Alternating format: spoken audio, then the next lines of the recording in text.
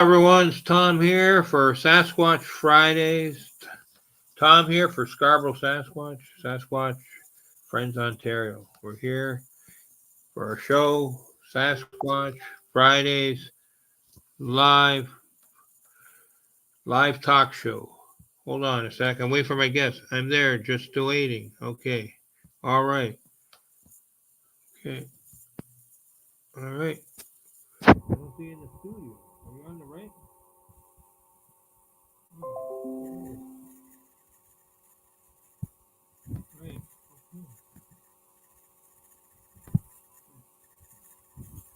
Hold on. Just wait. All right. Okay, hold on. Where's my link here for? Hold on. Hold on here. Just a minute. Just a minute.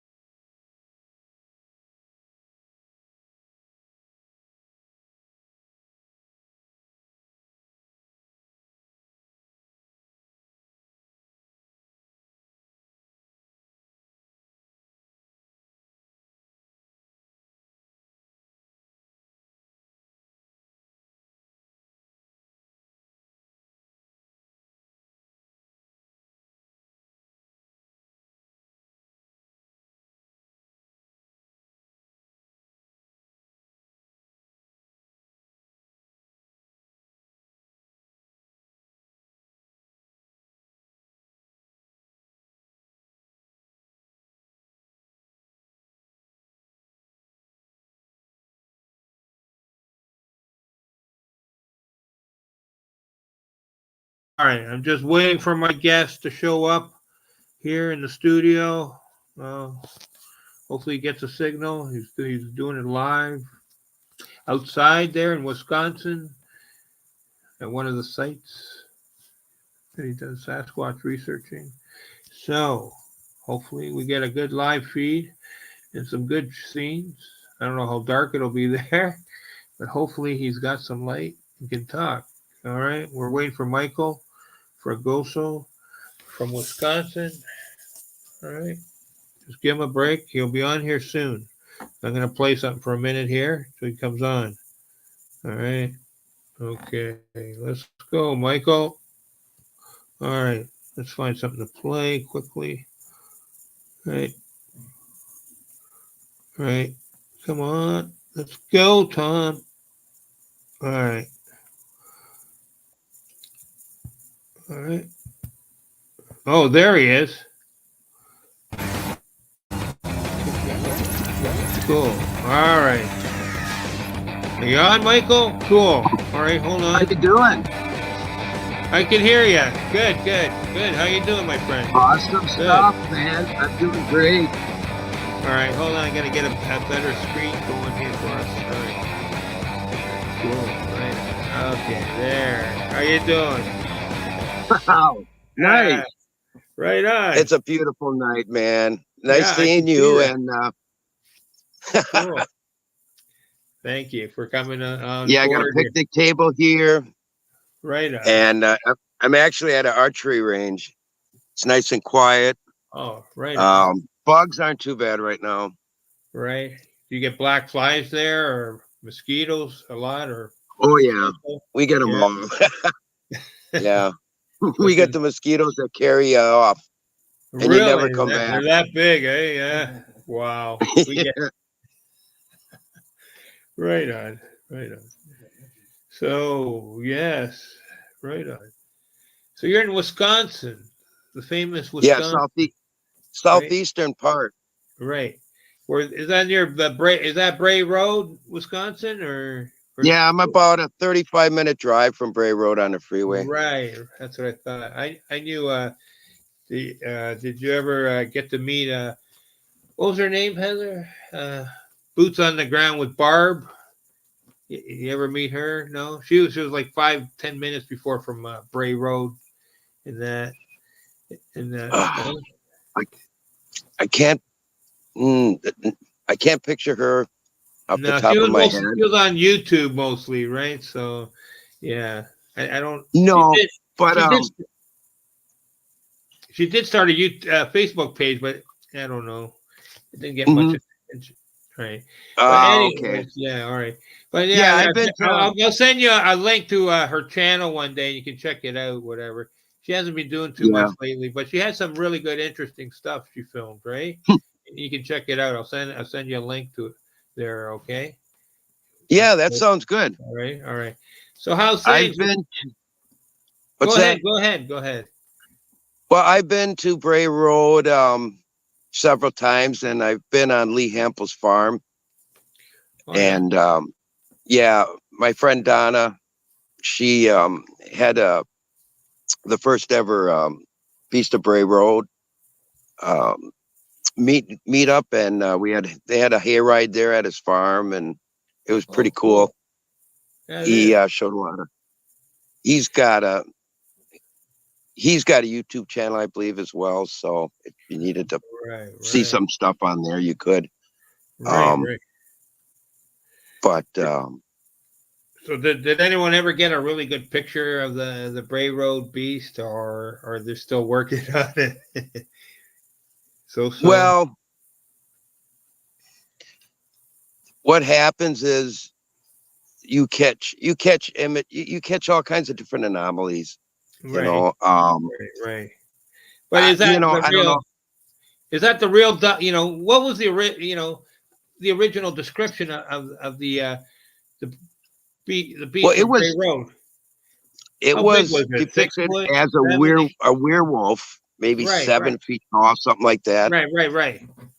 And it jumped over the And there was a lot of cars. roadside sightings. Right, Um, by several individuals in the early 80s. right. Cool. And then it just, I don't even know how long it lasted, how many years it lasted. It just Right. kind of fizzled out after that. But, Cool. that Right. was way before internet. And when I first heard about that, it was just like, I got to remember this. I got to check it out one of these times. Right. Right. So, and sure enough, I did. There's a park not too far from there, 5 miles down the road, and Right. I've See- been there, and I've just seen some. You see some unusual stuff in the woods there, and Right. no sightings or anything like that. But Right. um, I remember, when I had my encounter years ago there with the dog man, and I was always got my attention was the brain. I was always looking for a comparison video, a photo, something to what I seen, right? And it's always hard because there's so many different. Some are close, really close, but never the exact same yeah, creature, it's just right? like the frizzy-haired werewolf. Right. It's nothing that resembles a dog man. You know. No, no, right. um No, and why that area, why it picked that area, and there's also been sightings of I think Lee's got I gotta be careful how much I say, but um yeah, so yeah, of there's craft in the area. course. There's these orbs. They're kind of like pods that been seen from the sky descending, and Really, then there really. might be lights in the woods. Any distinct color, like, or were they just like moon? I've seen a couple orbs. They were more like moon based color, like the same color like the moon, or some have been what color was it, Heather? Just a They bright were bright quite blue or opaque, something, like a clear colored. right? I seen one large orb one time there. It was like the size of a basketball, right? Just Yep. appeared. Right. First, I had the shimmering lights between the trees. This is like only like 30 feet from me from our site where my friend had a property, and we were clearing some of the trees and that. And when I just taking a break, I'm sitting there, and I had the shimmering light come down, bouncing off Right. both sides. Both sides of the trees, right? And I said that's Yeah. impossible. The sun's at an angle. So then I had I know the orb, the size of a basketball, appears 6 feet above the ground, just hovering there for about a minute or two. And I'm like sitting there on the ground on a small stump. I'm like, my feet are right there. I got soil in my hand. And then I'm looking, I'm like, wow. And then I had the two Sasquatch materialize right beside that yellow pine or whatever it was, right? Right out of the orb, two materialized right out of the orb. The orb disappeared. Wow. And the female, about 7.5 feet tall, and the male. But they weren't completely solid. They were semi-translucent, but they started, like the more they were only there for about 90 seconds, 2 minutes max, right? Before they checked me out. And that, because 6 months earlier on our property, I found the two juveniles up in a tree, right? I checked the glyphs, right? I was checking on the ground. I checked the glyphs, and I seen, but it looked like a mess. I said, okay, I know they're here somewhere. And I'm checking. There was a tall white pine, and there they were. It was about end of April, and they're huddled together for warmth, way up top, on the corner of our property. After we discovered there was a spring water running right there where the pine tree was, right about 6 feet from the pine tree. So they had a supply of fresh water. Okay. And it was right in the corner, of our property, beside a desolate, like a empty lot or whatever. And there was a road, like a T-junction road.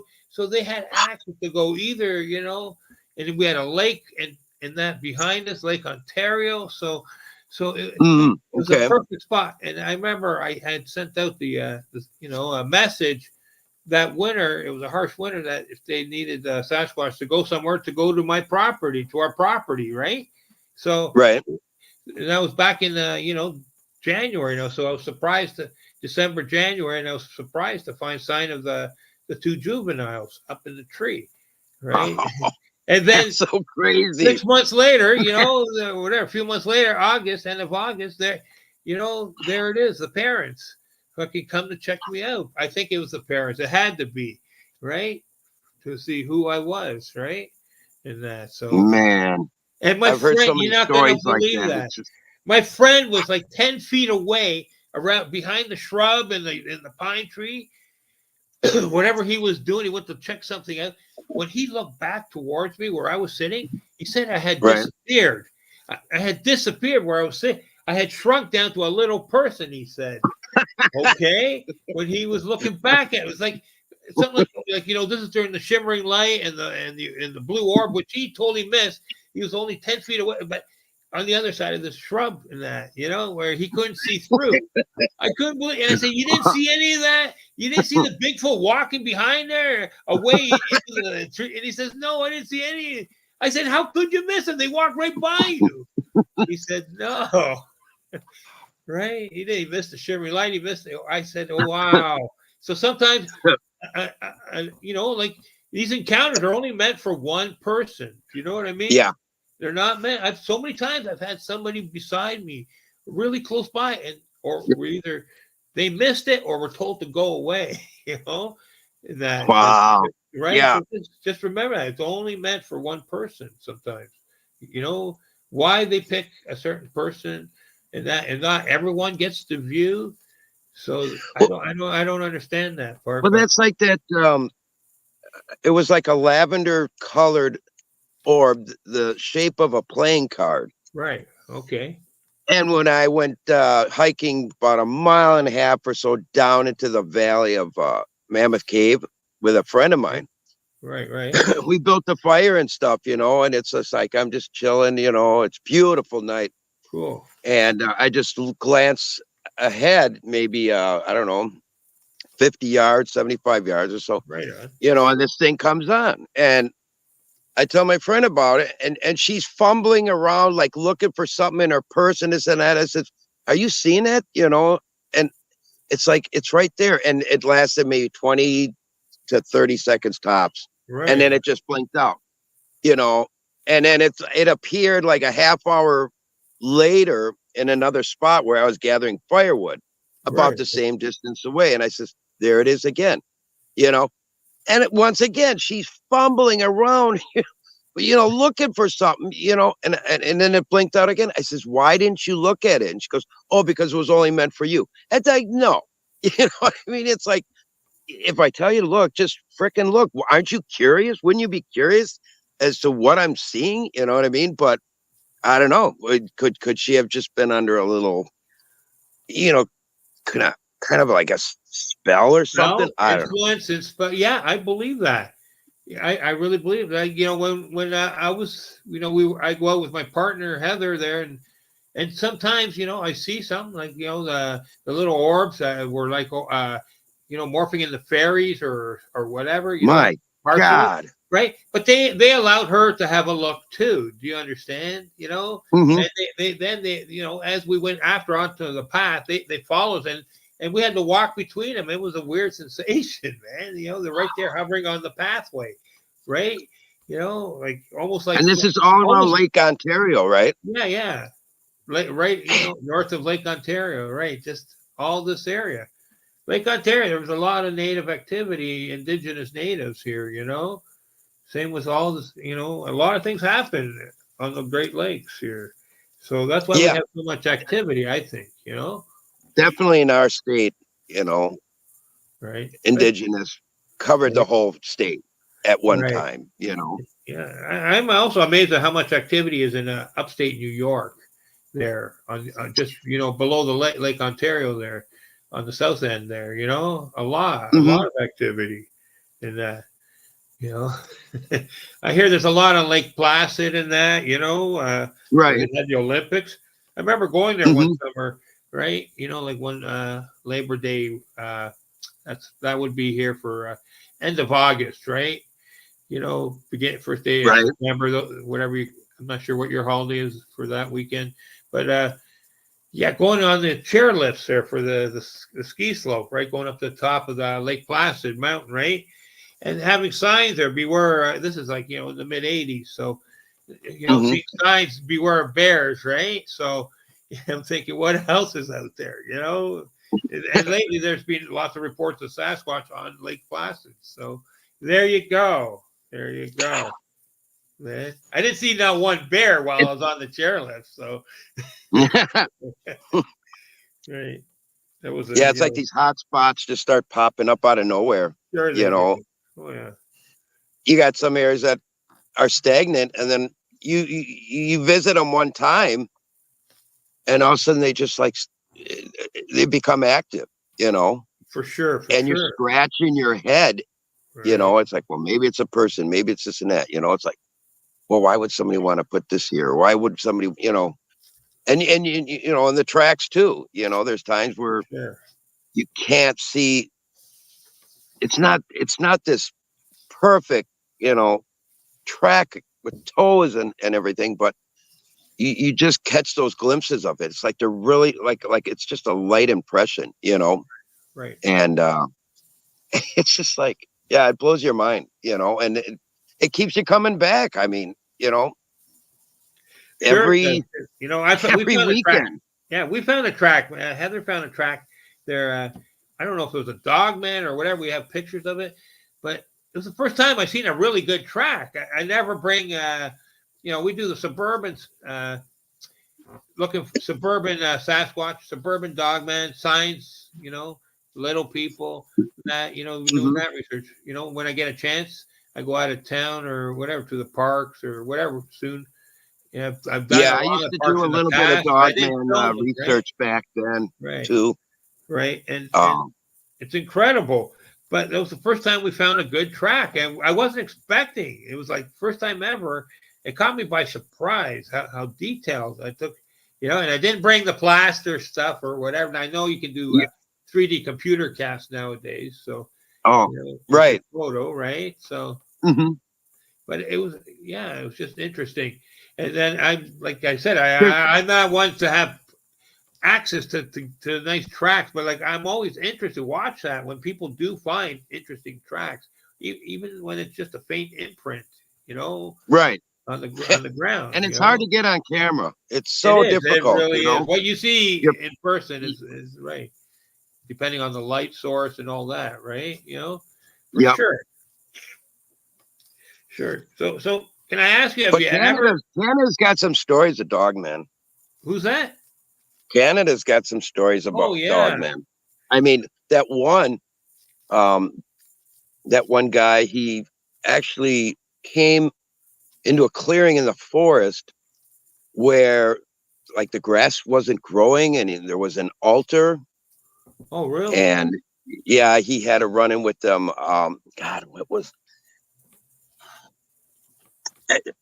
but I just remember little bits about that. But um, yeah, that was on, you can catch a lot of those on Dogman Encounters with Vic Condiff. Right, right.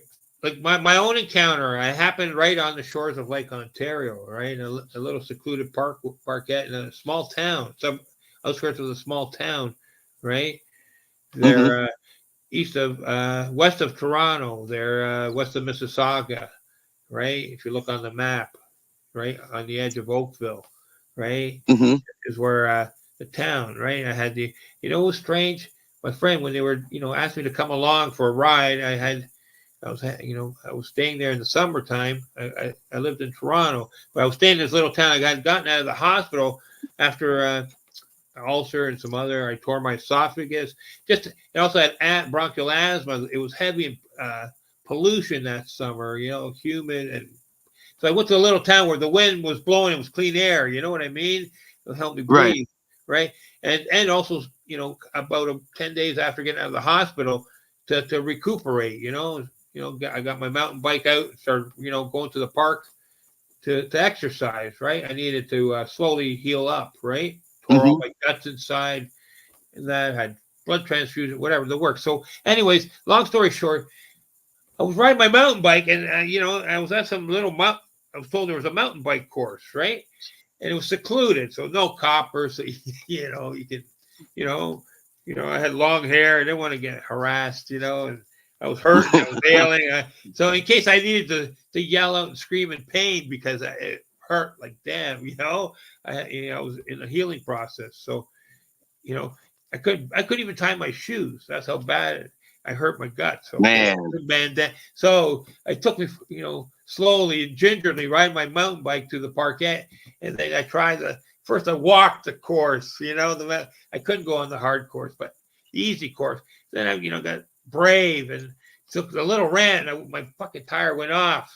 Right, 5-6 inches. It went off the ramp.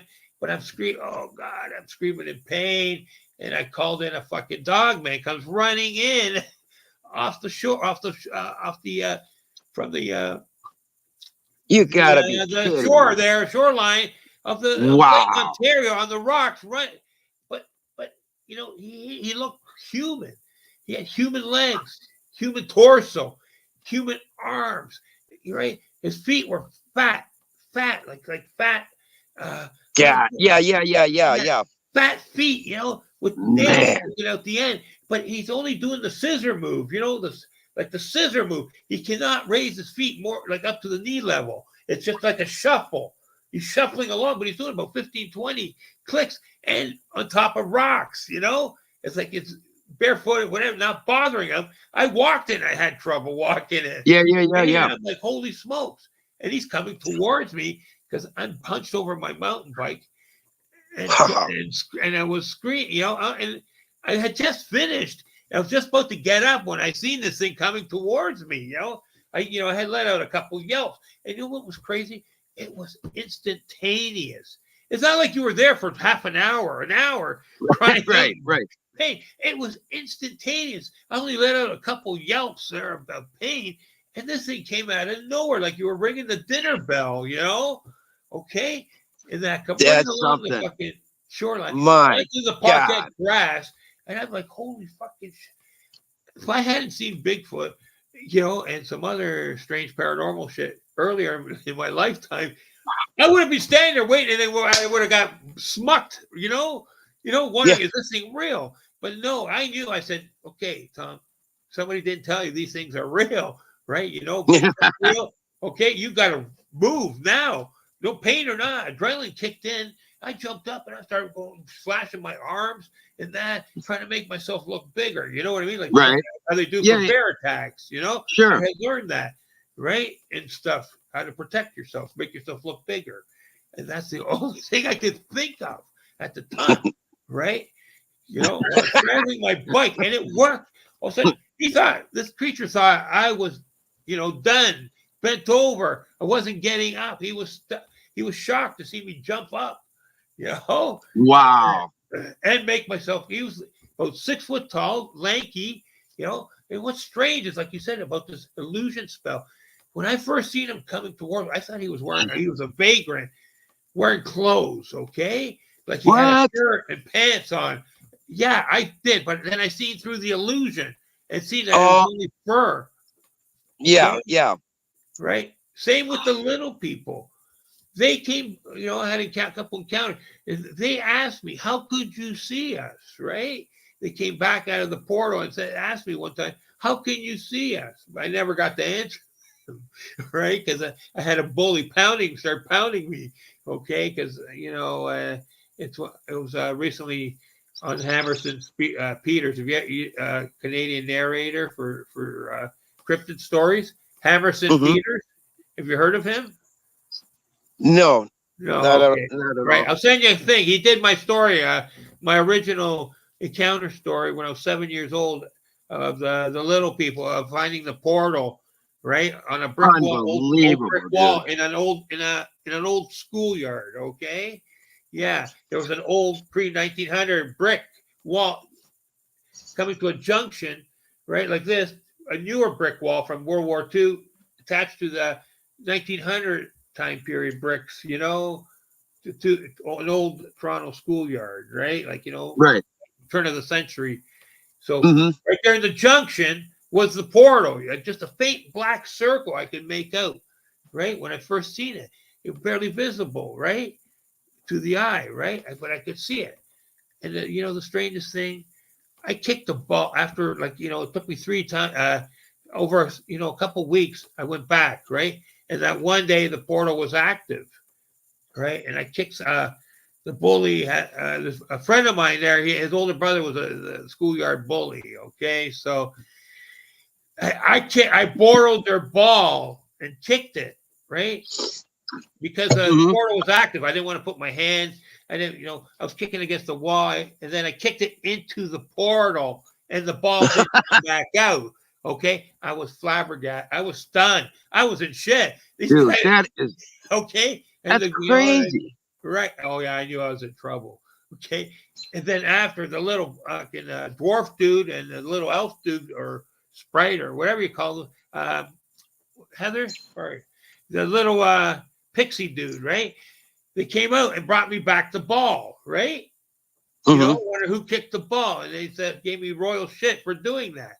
Said you could have exposed us all, and they're going, "How can you see us?" They kept asking me. I don't know. I just and the weirdest thing is when I discovered this, I had like a voice guiding me every time I discovered something. I said, "Yes, you're right," and stuff. And like I knew it was a portal. Yeah, it was only 7, man. Hey, check this out.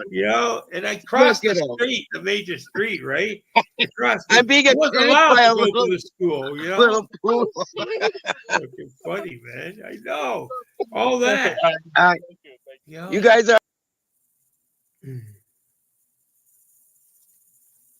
Fucking funny.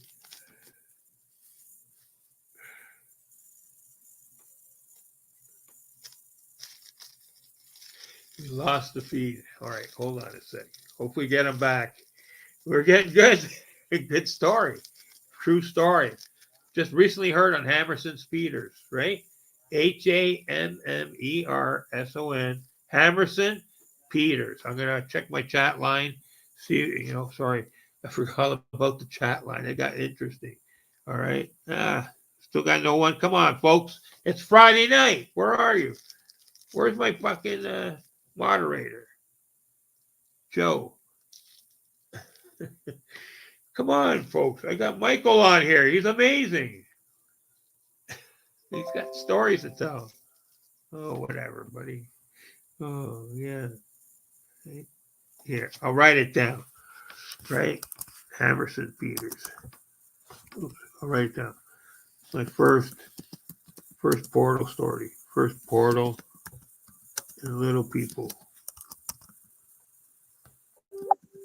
Right, little people. Cool. Hold on.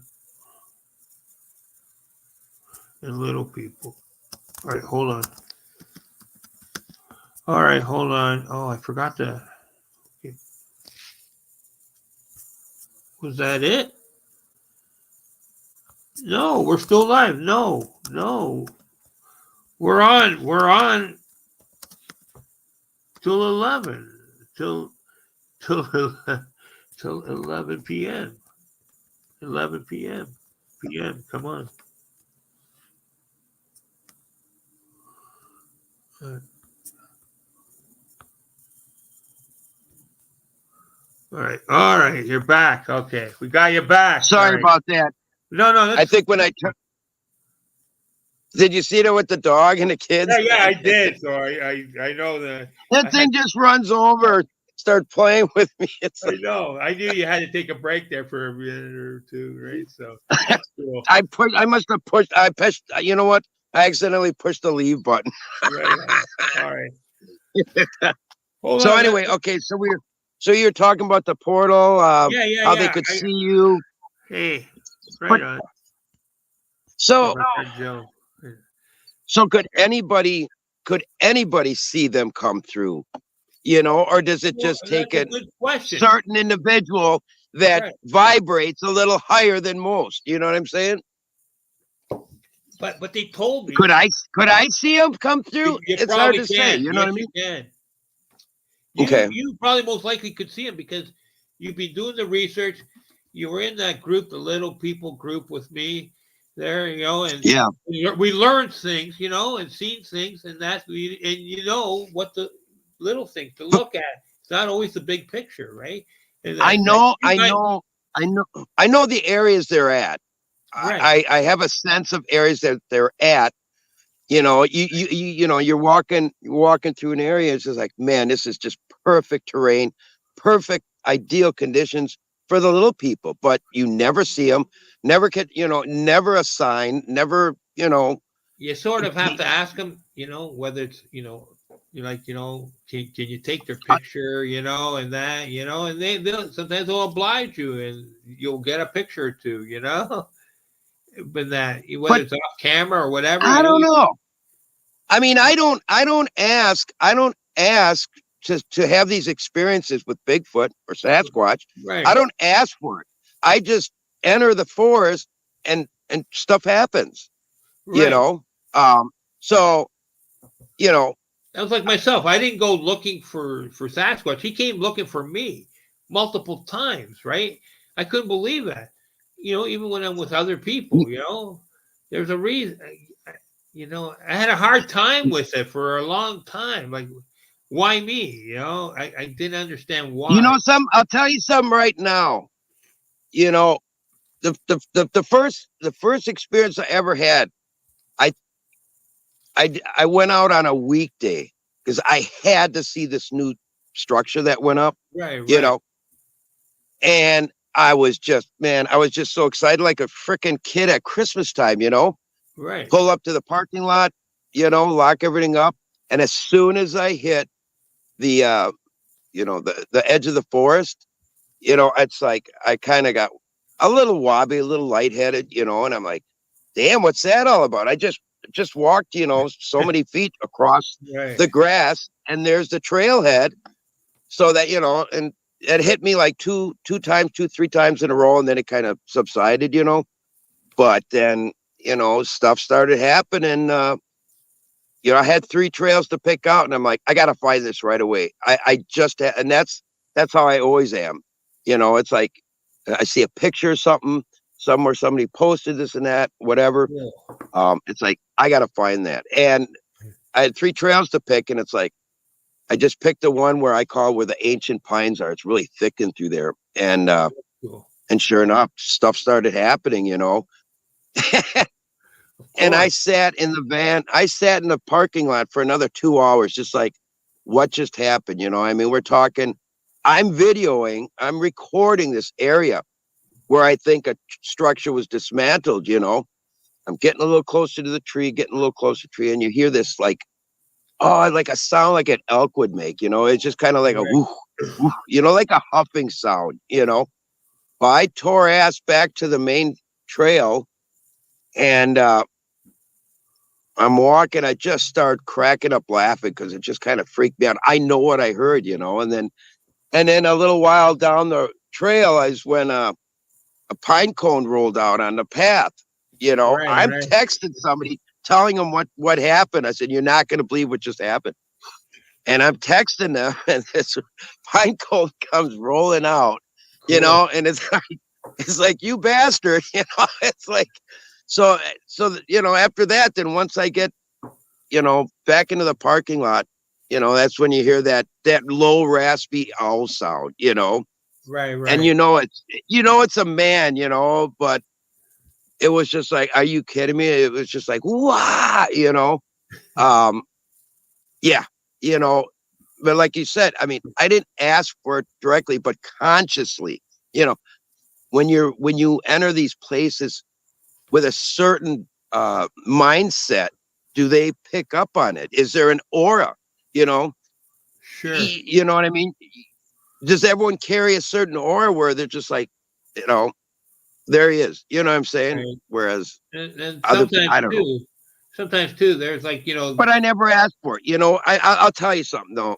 Um, I went to an area in West Bend, and the first time I went there, I saw the signs, structures, and glyphs, and reminded me of an area where juveniles played. Like a daycare area and stuff like that. I'm like, sure, are you sure. seeing this shit? You know what I mean? And then the next time I went back, everything, nothing had changed. And I sat on a bench in the middle of the woods. There's mountain bike trails and stuff. And I'm sitting on this bench. I'm just, uh, enjoying the peace and tranquility and whatnot. And I just kind of said out loud, softly, I said, will you show me a sign? Show me a new sign. Show me Right. something new here. So I just sat there a few minutes longer, and then I got up, and then the trail split to the right or to the left. And I just decided to take the trail to the right, and I just glanced down in this bowl, this deep depression, this kettle, a holler, so to speak. Right. And there's a structure down there. I'm like, you got to be kidding me. You know what I mean? So, but like I said, there's not too many times, not too many times where it's like, show me, can you show me something? You know what I mean? But it's cool when that happens though. It's just like, you know, Right. was I just at the right place at the right time, Of course you were. or what? You know what I mean? So That is major too, Yes, you have to be there at the right time, right? Like everything lines up, you know what I mean? The sun, the yeah. moon, everything lines up that day, right? And You know what's been really cool lately though is because when I go to my friend's cabin up in Adams County, okay. there was an area. There's some beautiful areas up there, and I've seen two structures up there, and it's like, okay, they're old, whatever. They're not present anymore. They left the area, and so I like these areas where they got these huge bluffs, several 100 feet up, and I checked out a new one this year along the Wisconsin River, and right away, both times, I've had an experience there.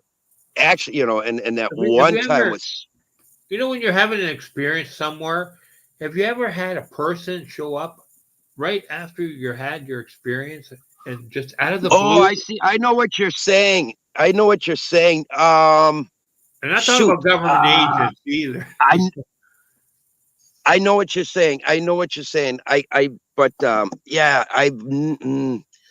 gosh, come to think of it, I bet you there was only one time where, yes, there was somebody. Yes, there was somebody out of the blue.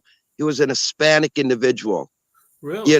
walking the trail, and and you know, that's when I had initially found some structures closer to home in the city. It's like a city park, and after seeing them, then I said, I look up and here comes this guy walking, but he's on the other side of this, he's on the other, he's on the other side of the structure. There's a clearing there, you know what I mean? But other than that, I don't know. Nothing's really stuck out. Okay. But You ever have that time where your intuition is so strong that it's pulling you like a magnet? You could be somewhere and all of a sudden you have to go. Like it's calling you, it's dragging you away to go. And all of a sudden you have something strange happen to you on your journey home or wherever you're journeying to or fro, and you have an encounter or some strange paranormal or something strange happens, right? And I had that happen to me. Well, Go ahead. I'll tell you something. That when I told you about when I went back to follow up on that one area and I found that structure in the holler, we call them a kettle here. A week later after that happened, okay, when I did the video on that, I picked up I'm looking, at regular speed. I'm just playing back the video and I see an anomaly right at my feet and cross from right to left. I'm like, are you kidding me? So I used a slow motion app and just to see what it was. It was just this clear type of anomaly. And anyway, so I'm like, whoa, that's the first time I ever caught anything like that, right? Wow. And then a week later, I'm at home and there was some, they were putting on a new roof next door. And so I'm sitting there in the kitchen, facing the counter. And out of the corner of my eye, I can see the kitchen window and I can see outside. Okay. And it was just, and my wife's facing the other direction. Right. But out of, she just has to glance and she could see the outside, the window from the window. So it was just so weird. At the same moment, out of the corner of my eye, I see this thing hunched over, and it was like it appeared to be some type of animal, maybe like a whitish with a blend of like white and like a light brown, like fur, and he's hunched over and he's just kind of scurrying through the yard from right to left. Okay. And as soon as I caught that damn thing out of the corner of my eye, because I'm not allowed to see these things, right? Anyway, in my mind's eye, vision, anyway. Through the corner of your peripheral vision, right? Yeah, that's the only way I could see him. And then so when he scooted, and I turned around, I asked my wife, I said, "Did somebody just cut through the yard?" As soon as I said that, she stands up and she tells my granddaughter, she goes, go get the sage. It's like, what did you see? She goes, there were two people standing in that outside right by the lilac bush. Really? I said, people? She goes, no, they were shadow people. I said, two of them in broad daylight? She said, yeah. But it's like, what's going, it's like, is there any correlate? It's just why a week later, and why when these roofers are next door, complete strangers to the area.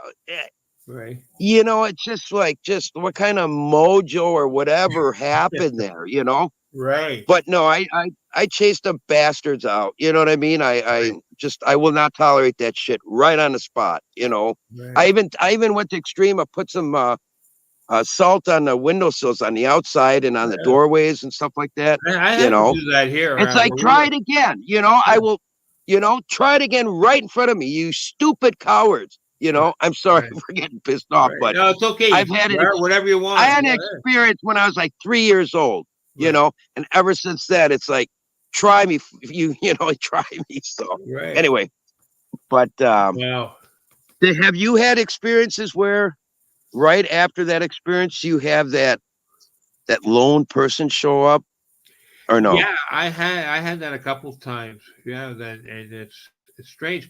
Where during the Dogman attack, okay, I swore I got hit with the infrasound. Well, at the same time, I was like, a perpendicular line. I had two people walking Right. down on the trail, right?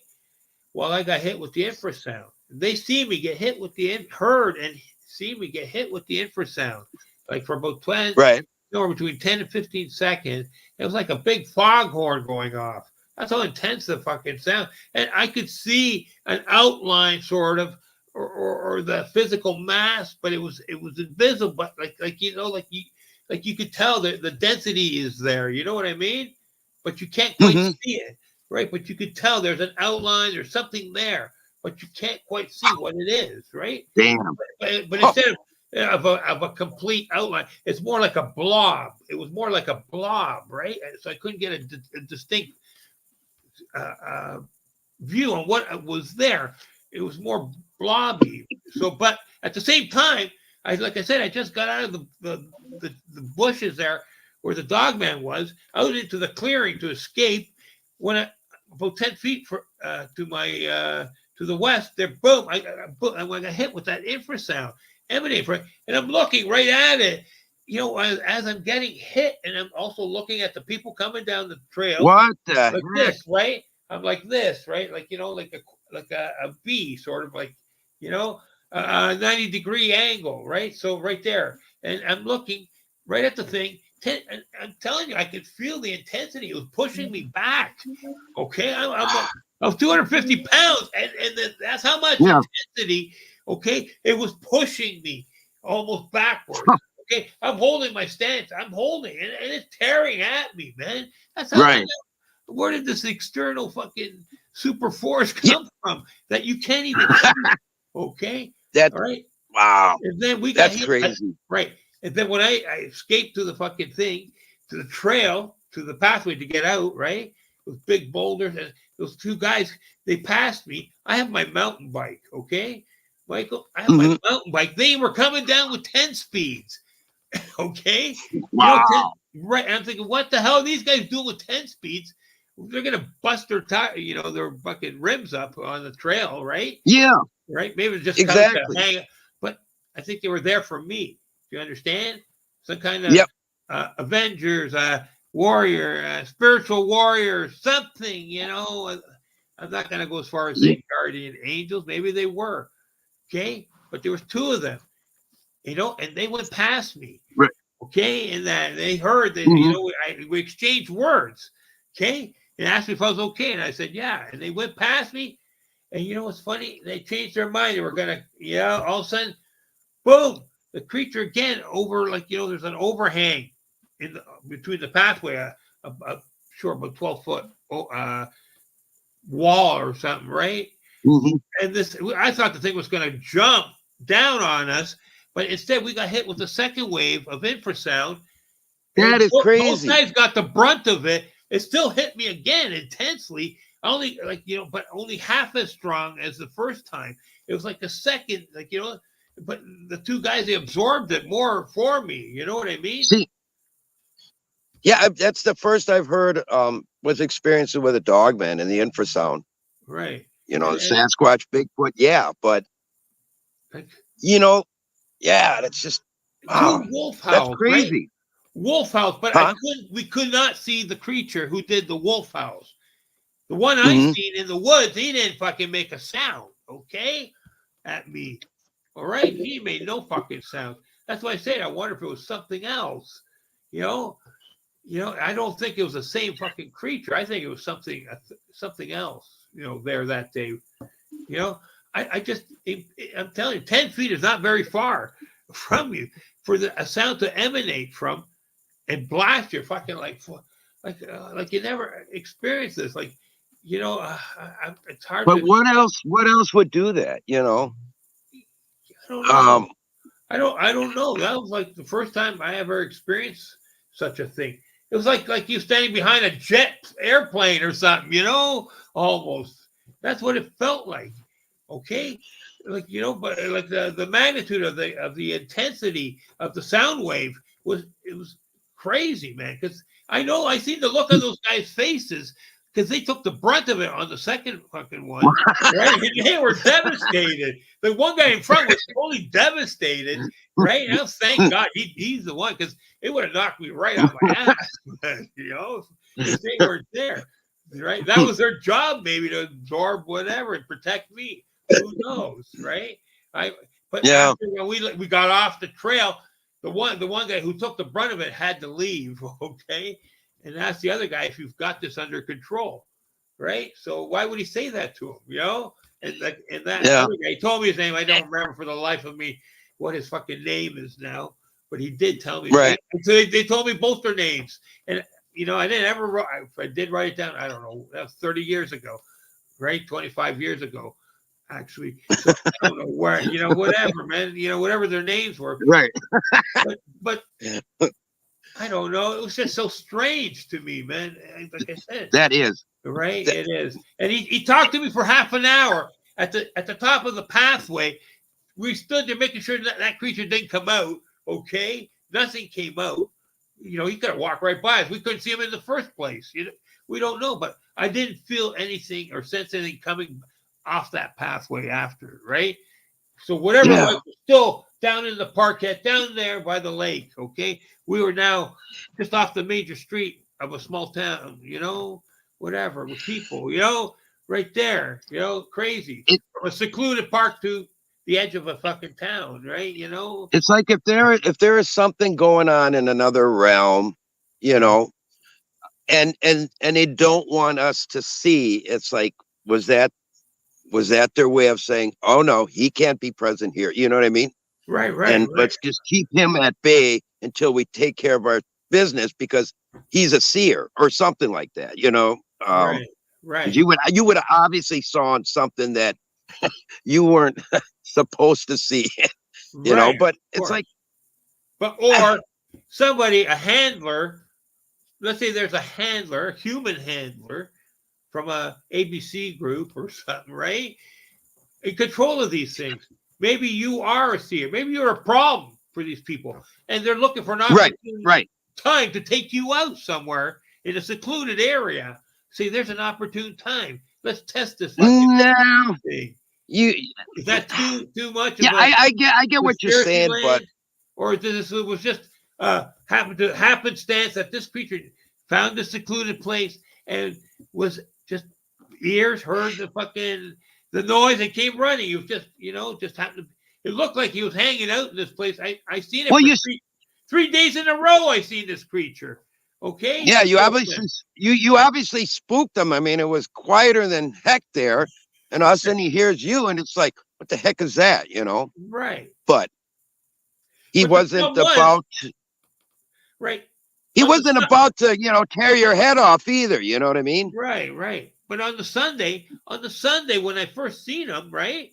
On the Sunday, right, when my friend drove us by, I was shaking in the car in the back seat as they drove by the entrance to the pathway to go to the secluded. I was shaking in the back seat, okay, with intuition, like I was gonna have an experience. Like, whoa. And they're telling me, yeah, you need to go down that pathway. Okay. And I said, really? Wow. Okay. So they didn't notice. Okay. But on the way back from the hardware store, right, we're driving on the road, and I had to take this road every day to get to that park, the same road. I started shaking again. And they noticed this time that I'm shaking in the back seat and wonder what the heck is up as we neared the entrance again to the pathway. So I knew I was in for a major trip. Okay. Jeez. Monday when I went there, I met these two guys who were running this parkette, mountain bike course in parkette. Yeah. We're having a grand old, I stayed there, partied with them. I smoked a couple joints, talked to them for about 2 hours and this and that, chat, an hour and a half, whatever. Then they said they had to go. But you know what's strange? The one guy, no problem, he seemed normal, but the other guy, he had dark hair. He almost looked like a wolfman type of dude. He gave me a weird vibe. You ever get one of those weird vibes off a human, off a person, and he just really weird, okay? The other guy, nothing. He was normal. But the other guy, strange. I'm telling you, paranormal strange, okay? And next thing you know, I get Tuesday, I run into the creature. Wednesday, I run into the creature. Thursday, I run into the creature and get hit with the infrasound twice. Okay, as I'm leaving, then never go back again. Okay, even though I'm still in the town, I never went back. What a magnificent beast to see. Right, There's something about them, you know, right. that To just, have I a don't real know. creature like that, man, with a real wolf head, you know, is a, but he looked young, though, like the Yeah, juvenile like, yep, or yep. immature That's what sort of. I'm picturing. He did have You that would killer count it was instinct, the young one. right?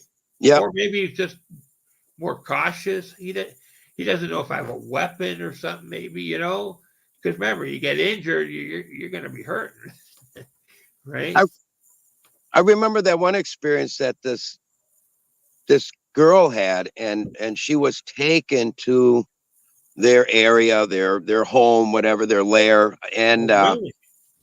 and yeah, it was either, you know, it was the mom, it was probably the mom that looked at this young dog man and said, "What are you doing? We're not supposed to be doing that," you know. Right. And so she was taken back to the road, this dead end road that she lived on, and Wow. dropped off there, and there was no other, you know, experiences after that. So they have laws too that they have to abide by, in, you know, in their domain, however Right. you want to put it. I believe that. I think, yeah, Yeah.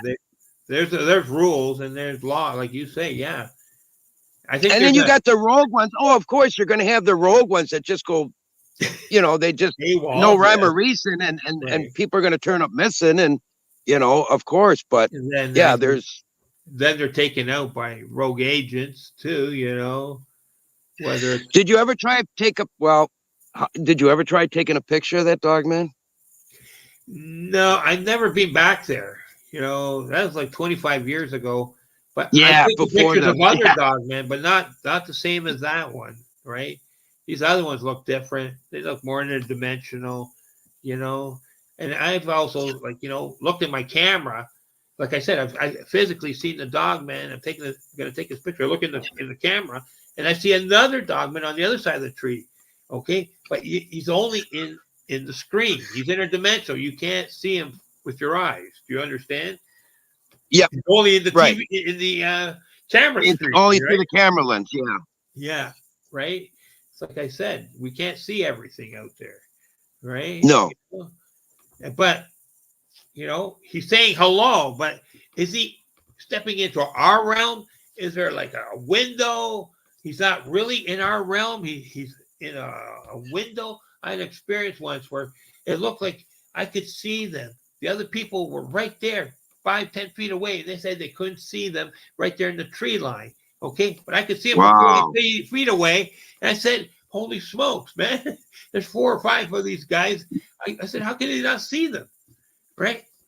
And then pop, right? I got put there, replaced the other workers. We're working, collecting, you know, tree branches for to make wreaths for winter. You know, dogwood, Hmm. red dogwood. Okay, and pop, these guys come out. I got accused of being on drugs. I got accused of this, mushrooms, but whatever, hallucinating, this, that, because I said I seen a couple of these Sasquatch, something or whatever, in the tree line. They even said, "What the hell are you smoking? What are you on?" I said, "I'm not on anything." Right? Nobody else could see it except myself. And then it's like after when I was, they sent me there as a joker. I don't know why. I didn't want to go there. Right. Right. I wanted to stay where I was. Right. I said I wasn't always into the Sasquatch and being, well, yeah, let's hug you. No, that's not me. Right. Arms like afraid. I don't have the encounter. I don't know. What do you want? What do you want with me? Do you understand? That's just so cool. Right. That's just so cool, Tom. Right. Man. And then pop, they come out of it's like a window or a doorway open, and they come out and they're saying hello or surrounding you, man. And like, holy shit, man. You hear the footfalls, the physical footfalls. You hear right in front of you. You see you feel the foliage moving as they're fucking taking position around you. You know, it's not just like spirits. You know what I mean? You actually hear the footfalls. You see the foliage moving. You see the physical creatures, but nobody else is seeing this. Right? That is just How the hell bizarre. does that Wow. happen? You know, are we? Hey. Do they put a bubble around us, like you know, an umbrella? So we're in a little mini portal. You know, do they like you know like do they make a little portal, a little like you know like envelop me and my immediate area, and Mhm. then it's like a big curtain. The other people can't see. It's like a curtain, an illusion. You know. So whatever is happening on my side is real, but whatever they're seeing is an illusion. They can't see or something. I don't know. I mean, I would like to know if you've ever been out with a friend and they see it and you don't, you know, and if that's the case, then it doesn't matter what. No, it doesn't matter how many gifts you have or are you what level right. you're on. You know what I mean? If it's going to happen, it's going to happen to you or the average Joe. It does. You know what I'm saying? It doesn't matter. So Right. But I don't know. You know, I heard the sounds, but nobody else could hear the sounds. I see them, but nobody else could see them. You know, I was confused for years because I heard the sounds and you know, like they're calling to you or whatever, but not quite. They're making sounds. I mean, I'd like to ask you about your childhood. Then, I mean, is this something that started? Yeah, I see that. You know, when I was 6, I think I was supposed 6. I seen that right where my parents were staying at the relative, the godfather's place. Right, he had a big house, mansion, and had 4 or 5 families there. You know, so whatever my parents whatever had come back from overseas and needed a place to stay. So anyway, so I was just before school. Right, I don't know. I wasn't old enough for kindergarten yet, or I wasn't going, whatever, just hanging around, And I was in between. The other kids were a little older. Some of the other kids were a little younger. My mom always had me up early, 6, 7 o'clock, whatever, with her. I was the oldest of the other kids, 2 kids or whatever it was, right at the time. Hold on. Mm-hmm. They're still young. They're still sleeping. Anyway, so I'm playing a game. I'm bored. My mind, I start counting people. How many people are in the house? Right. Wow. So as a thing, and for a couple of days, I count 32 people or something or whatever. What? Right, and then at night I was only 31 or something. Yeah. Or 30 people, and there was always an extra person in the morning and one missing at night. Right. Well, he was hungry. He wanted some bacon or something. He wanted some breakfast. No. And then he was fighting, and you didn't see him. And then, look, he was living. I found him after he was living in the staircase, the staircase closet. He'd come out every morning. So we're talking 30-some spirits. Am I right? No, one spirit. Right, but there was no. I'm talking about. In the house, there were 30 people living there. I'd count every person every morning, going to work, school, whatever. Oh, I see what you're saying. And then all of a sudden you see that one. And you're like, wait a minute, what's with the one extra? I got you. Right. Yeah. And then every morning I caught him coming out of the staircase closet, right, with a newspaper and that, and getting ready to go to work and go out the front door, right? And I talked to him a couple times. And then I go to my godfather. I go, how come there's only how many people live in this house? And he goes, 30 people or something, right? I said, how come every morning I count 31 people? And he tells me, what is this? Whatever, this, that, and else. He's like, it gets my mom, and they start freaking out, right? What? Right? It's a fucking ghost, right? But they didn't tell me my godfather, his brother got killed crossing the road in the morning with the newspaper, right? Going to work. Whoa. Right. So he was at the house. Okay, freaky, isn't it?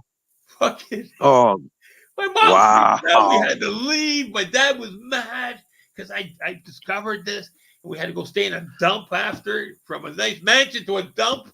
Okay, because my mom was all freaked out because of the ghost. Yeah, we had to leave. She did not want to stay there. Oh yeah, my dad blamed me for years. Hated me because we had to fucking move, and I could do that. Yeah. He was so upset, man. Fuck. Wow. Bullshit, I know. But kids kids got that pure, they're pure, Yeah. I tell you what, I brought my brother, pure my conscience. younger Nothing's brother to the conditioning fucking them yet. You portal know what I'm site, saying? right? I brought my younger brother to the portal site. About 10 years later, we were downtown visiting relatives. I said, let's go visit the portal site. And he was scared in the fucking yard walking. He was like this, looking around. He was scared. He didn't want to admit to anything. He was terrified of if he pretended. He would say, no, I don't feel anything. I don't this, that. And I'm like, oh, I knew he didn't, because he's seen all the bullshit I went through. He didn't want to be labeled different. You know what I mean? So even if he did, right, he would not say. Okay. Same thing happened later in life. We're in a car and somebody, we're right in the front seat. And even the guy in the back seat, we see the Bigfoot cross the road, right? The guy in the front seat, we're dead view, like, 30, 40 feet away, 50 feet maybe, as we're closing. Right. And he would not admit that was a Bigfoot, right? He kept saying it was a bear. He would not say, he did not want to admit he seen Bigfoot, crossing the road. The guy in the back seat seen it and said that was Bigfoot. I seen it, right? And I knew right away. There was no bear walking across the street, and Right. we were taking a detour. It was strange. We were actually taking a detour because there was, there was roadblocks up ahead. Cops were there, whatever. We had to turn and take a detour. And that we weren't even supposed to be on that road. That's what's so funny. But we had that road sign. But it was parallel. Screw these glasses. To the fucking to where I've had my sightings a couple times. So they knew I was coming. So isn't that fucking? Sometimes they know you're coming. I've been told, right, by the Sasquatch, that they know that you're coming or at a certain site. Okay. You know something? I don't know I can't remember if it was a new site I was gonna check out or an existing one, just doing a follow-up. But that one time I'm looking at Google Maps and it's like, all right, where do you want to go today? It's like, you haven't been to this location in a while. I want you to do a follow-up. And then all of a sudden you get hit with these stupid ass goosebumps. Right. And it's like, and you're like, what's going on? It's like, well, I'm getting these goosebumps. It's like, well, maybe I'm not meant to go. It's like, no, screw it. Get your ass out there and check it out. And then it's nothing. Nothing happens. You know what I mean? You might see something new. You might see the old sites or whatever, but that only happened to me once where I got the goosebumps. It was just crazy, dude. But yeah, like you said, it's like, I kind of sense that sometimes it's like, they know I'm coming. You just got that little inner voice that just says, yeah, they know. It's just, yeah. Or when you're there and you find a footprint and you're taking measurements, and I tell myself, hurry the hell up. It's like, they're right over there. I just know they're over there. I mean, is that your mind just playing tricks on you, or is it just something you sense, whatever? You know what I mean? Right. But yeah, but man, your area is just unbelievably active. Years ago, I got called in by a friend of mine, right? Because I tell them I had Bigfoot, encounters and that, right? One of the few people to admit way back in the 90s, having encounters. So his family up north there, where they have their property, cottage area, had a encounter with the Sasquatch, whatever, but it wasn't so nice. They were like, it was a tense situation. So I got called in to try and help, in that, right? Because his family was scared and these were whatever things. So that's when. How did it go? It went, they were not happy that I was going there, okay? And they came to a truce after, and that. So, and they told me later, whatever. It's what happened was, my friend I worked with, his brother and wife, his brother's wife had the encounter or something like that. Or his sister and the brother-in-law, sorry, had the encounter, and they were like, I can't remember if they threw something, and they were aggressive and mad, shaking things, and didn't want them there. They were scared, right? And so they kept asking me to come up, and finally I went up there. And that, they were really, they were really scared. And that, and it didn't take me long. They came and met me. There were three of them living there. They were kind of rogue, away from the tribe, right? So, and hiding out there, and that, and so, whatever. We came to some kind of truce agreement, but I had that's what I got mind speak after from Wow. from the council, telling we Yeah. are not happy. I was telling you, not happy that I'm here, and we know when you were on your way here to this site, and that, and we know when you're coming, and that. And I was like, wow, man. And that was in the mid '90s. I've known that. Okay, so I've known about. And then once again, they got their own laws that they have to abide by. They could have just ripped the crap, tear you from limb to limb, but they didn't. It's like, this is how far we go. Yeah, it's like, that just pisses me off. It's the council was upset that you made an appearance. I'd like to tell that stupid council. It's like, hey, you don't mess with people like that, Right. Remember, this is like, before cell phones, right? You had a pager back then, and that, and it was hard. You had to fucking go to a payphone and put money in coins to make a long distance call, because I was up north and was out of town and going to another out of town place, about fucking 75 miles away. Something. Still, you needed a pocket full of coins to make calls and all that, and it was a different time. Like I said, and it was strange, for them to say that to me. I get the message while I was sitting there, contemplating. What are we going to do? That I told my friends to go away. I was told to send my friends away, right? And that they want to talk to me, meet and talk, right? And to send my friends away. They only want to talk to me, okay? And then as I'm saying there, I got the message from the council. I said, and that the mind speak. I've had mind speak a few times. That was one of the first couple of times I ever got the mind speak. I've had telepathic messages sent. Right. And that, not, later on, more mind speak in that over different times of period. Not all the time, right? There's long years. Sometimes, you can go a year or two, or a couple of years, not have any communication. I mean, what was their agenda there? You know what I mean? What was the agenda? I don't know. They were claiming that area. I don't know why, because it's my friend's property. It wasn't like the wild bush. It was on the edge of town. Just okay. So could that property have just been some kind of sacred site? Maybe, who knows? Yes, it was perfect for what they needed. Say to open up portals, to close portals. Yeah. And it's like, okay, we got to get these people out of here at all costs. Thank you. And then your savior comes in, and said, no. And it's like, hey, what do you think you're doing here? I mean, it's like, and the thing, okay, so big deal. So if they told you it was a portal, it was sacred portal, it was important to them. Right. Can't you come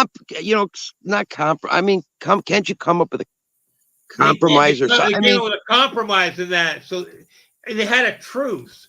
We came up with I came up with a truce for them, and they agreed, and they didn't have problems for at least 2-3 years after. As within whenever I asked a couple times over the next couple years, and everything was okay.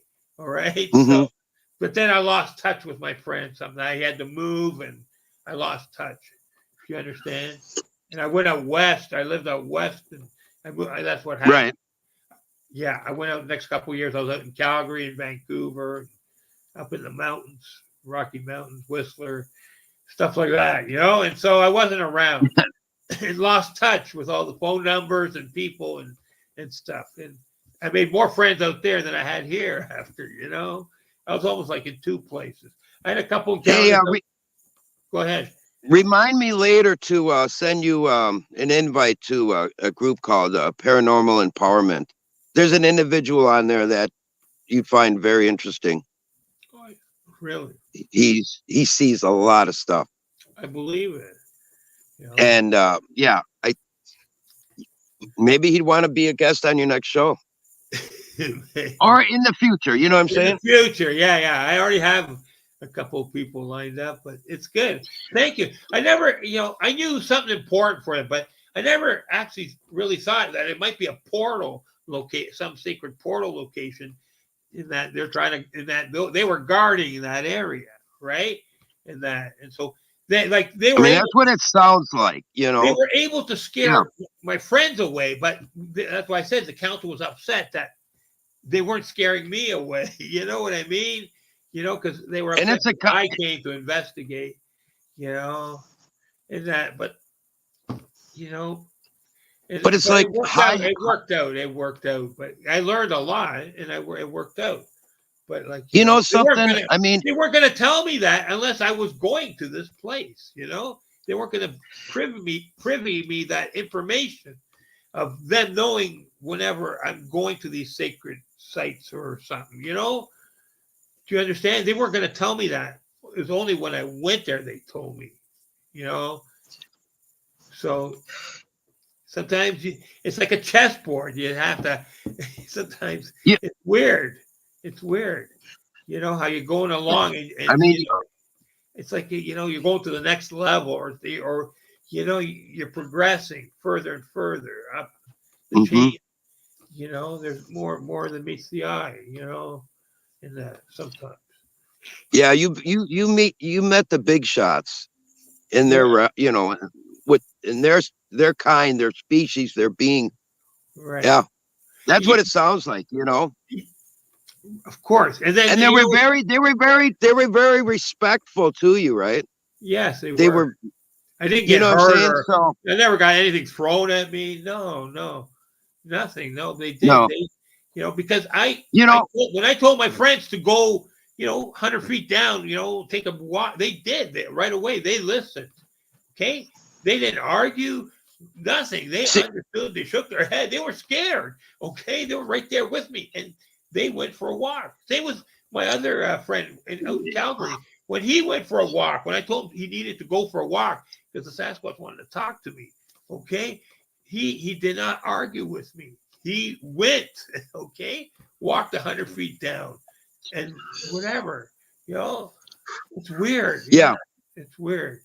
Okay, yeah, it's weird, but it happens. Are we the intermediates?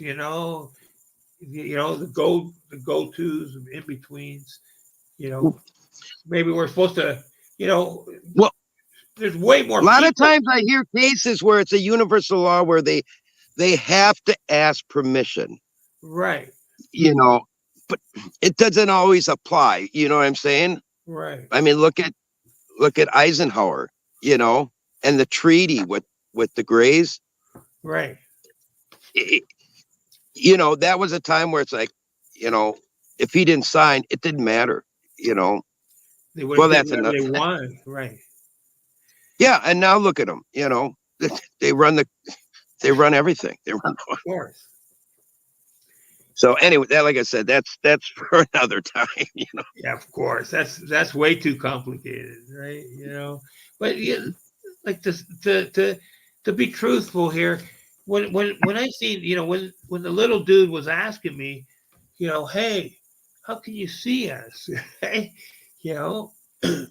just that's really cool. It wasn't. I didn't know what to tell him because I didn't tell him anything. I just could see you. I don't know why. Right? Mm-hmm. But like, I don't know. I never understood that part. Why? Yeah. Right? But like I said, there's other things I can't see. So, that. So it works both ways, right? Sometimes you see, what's funny? I had an encounter like with the skunk ape. We were driving You in know, Florida, and we were going through pockets of stench. We're on a little side road, side highway road, right? right. It was late 80s, and it was same thing. I had to make my friend look in the corn in the field with the cow. Right? I said, look, and we're going through pockets of stench. I never smelled such Bigfoot stench in my life. It was so thick you could cut it with a knife. Okay, Wow. that's how thick it was. Yeah, it burnt your eyes. That's how thick it was. And I knew as we're going through these little pockets of stench that it was waiting to see me, and only me, and it would not show itself like between the tree line. Till I told my friend to quick look, quick, take a look. While he did that, I turned to the right and looked, and there it was in between the trees. A fucking 7.5, 8 foot fucking skunk ape. Certain kind, like the thicker hair. And I'm like, and my friend, he missed it. And he knew by the look on my face, I seen something. And he went around twice, back and forth, trying to get a sight, man. It was like the same friend. He missed out 3-4 times on encounters. You know what I mean? On shit happened. And that skunk ape wasn't aggressive towards you, was he? No, he was just in between the tree line. It was just a quick visual, as we drove by, between an opening in the tree line, right? Yeah. And right there was a stench so thick, you could have used a shovel. Fuck you, man. I never, right. I smelled some stinky Sasquatch here and there, but nothing like this. This was so thick, it burnt your eyes. It was so acrid, the stench. Damn. Right? The pocket of stench. And we drove through it. We're in a convertible. Sorry, we're bathed in swamp gas, bro. Okay? We're in a convertible with the top down, all right? Okay, and he's 10 feet away in the tree line. Yeah, I was fucking, wow, he could have reached out and pulled me out, but he didn't, right? He just he was saying hello. I don't know, and I had the intuition, like the ringing bell, ding, ding, ding, ding, ding, and I knew where I'm gonna see, and I knew. I thought my friend's looking.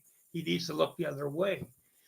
So there's a universal law or something. Only certain people are allowed to see him. All right. That's why some people get 3 or 4, 5 encounters. Some people even more. Yeah. That one guy claims he's 100 encounters or whatever out in Washington State. Probably. Who knows, right? He must be, Well, after that first experience, what was that in 2020? Then after that, it was going back to that area, and but I wanted to check out a segment of a trail that was down the road some, Right. maybe a half a mile at most. So I'm like, all right, let's check out this segment first. And then it's like, I told myself, it's like, I want to see orbs tonight. And the only place I think I'll be able to see orbs is if I go to this area up the road. So I only did a short stint in that segment because, I don't know, I just was getting a sense of something. And I said, it's getting dark. It's like, let's get out of here. So I went up the road, and the gates always closed there. And I parked there, and I went to a nice little picnic area under a big pine. It's like, all right, this is where it's going to happen. I'm just going to sit here. It's like, well, I got to use the bathroom, right? So there's an outhouse there, right? And man, I tell you, for some reason, it's like, it was so quiet there. Okay, fine, right? And I'm getting ready to open the door to to the outhouse. And it's like, man, I better not see a freaking dogman on the other side. I just pictured something huge on the other side, right? Really? And it's like, not now, not tonight, right? So I open the door. It's like nothing's here, So I did my business, and when I walked out the door, it's like, all right, I wanted to be stealth. I wanted to be quiet, right? Right. So I open up the door, and the thing's on this super high tension spring, and it slams behind me, bam, And I'm just fuck. It's like, yeah, and so it slams, right? And it's like, oh, geez. It's like, okay, whatever. I don't think anyone heard it, right? And I go to sit back down on a picnic table, and then all of a sudden I hear that blow. It's just like a blowing sound of like a deer only like a deer on steroids. It's Right. just like the, and then you hear the branch snap. And I couldn't see over there. I had my flashlight, and it's like, I'm not going to shine it over there, right? And it's like, well, it's probably just a deer. It's like, no, that was a loud deer. And what about that snap of the branch? Right. Right. Well, then that's all of a sudden across the street, some 300 yards away. Well, they were back farther up on the ridge, but all of a sudden you hear coyotes howl. And then along with the coyotes, you hear the clan Right. howling. And then, man, I tell you, and they were in 3 positions. Okay, 2 Triangle. of those Right. positions I've never been to. What's that? A triangle position, right? And yeah, I would. You know what? I would say it would be equivalent to a right triangle position. Okay, Right. Okay. and one of the ridges that they were on, so it was like across, say my 12 o'clock position, Right. my 12 o'clock, then about 10 o'clock position. Well, you can't even really do it with the clock, but anyway, and then due south from there. But the only, and it was just started on that south end on the other side, up on those ridges, Okay. and 2 different areas, and then the one started on my 9 or 10 o'clock position, and they were close, and they were on that ridge that I sensed. They were on that ridge that I sensed they were on. God, what was it? Maybe say a month ago, when I walked through that area. I looked on the ridge and it's like, they like it here. They really like it here. I can, So anyway, yeah, I sit there and it's like, all right, so I got those 3 up there, and I got this guy, whoever the hell he is, that blew at me. It's like, why are they celebrating something? Is there, is there something? Are they going to come down to check out who was making that blowing sound? So I just stayed along the grass line as long as I could. And I had my recorder on, and I got video of it, and I walked as fast as I could, as quietly as I could, that 275, 300 yards back to my vehicle, and once I got inside, I just chilled for like a half hour, Right. just to see if I Cool. catch anything else. But yeah, no orbs that night, but quite quite a show, man. That was so cool. So that's a second experience there. And then after that, any other, rendezvous I did in that area, you'd be going along. It's like, oh, cool. There's fresh raspberries, right? For the pickings. You Right pick on. some, and then you hear that blowing sound of a deer, but you can't see the deer. You hear it, but you can't see it. So that kind of gets you going, because, a deer's not going to hide out like that. At one point or time, you're going to see that deer walking in between the brush or whatever, Right. So it's just like, okay, well, I just don't feel like going over here and checking out, and then it happened one time after that, Oh, really? on my 6 o'clock position, you hear the blowing sound. It's like, I ain't going back, you know? Okay. So, I know what you're saying. but like you said, once you get going, then they're just start in certain areas. I believe they're going to just start following you and showing you signs. You know what I mean? I remember the first time I started seeing them on this one island, right, where we were fishing. And I said, I heard the sounds like you were calling to me almost. I heard these noises. I seen them on the island where the cottage was, right? Like a cottage on a little island in the middle of a lake, right? Somebody bought that property and built a cottage on there. But they're only weekend users, or maybe 2 or 3 times a summer season, maybe. They'll be there for the week or something, right? Rest of the time, the cottage is vacant, So I see 3 or 4 Sasquatch standing between the trees right beside the cottage. I said, is this fucking real? In daytime. Yeah. But as we got closer, every time, I got closer, they weren't there, right? So where'd they go? Right. Right? As you pulled up right beside the island, No, I was only seeing them from a distance. And here, so the one time I seen them, and I went around, I gunned it, man. I went right up onto the land, dove out of the boat, almost broke my neck, scraped myself up to, to get past the shrubberies to look, and they weren't there. And I said, "Oh God, no!" So they were interdimensional. I knew then that they were not real, like physical beings, right? To be standing there, and they were interdimensional. Same with the sound. I'm like, oh God, no. So I was always Yeah. hoping there was going to be a physical part to it, but no. For many years, I had to think about it. What was I seeing? It was all like just like it's all interdimensional. It's And like but it's they like a granted flash. me You get that flash image, right you know. But afterwards. Afterwards, I've never had it like right, you did, like right. where you physically see them, except for that one Wow. night last July, Right. you know. I had a stare down with one in Calgary, man, north of Calgary, right? A stare down, man, like northwest, whatever it was, fucking by the outside of fucking Calgary. A stare down for like Wow. you know uh, between a minute, 2 minutes. I didn't.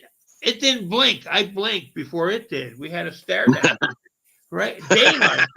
I sent my indigenous native friend away 100 feet, right? It wanted to talk to me. It was that and it mimicked whatever I did. I put my arms out like a cross, almost like show them I got no here, like no weapon, but I was holding a couple rocks that it had tossed out to me to stop Right. me on my bike. We're on our mountain bikes, and it tossed a couple rocks right onto the trail.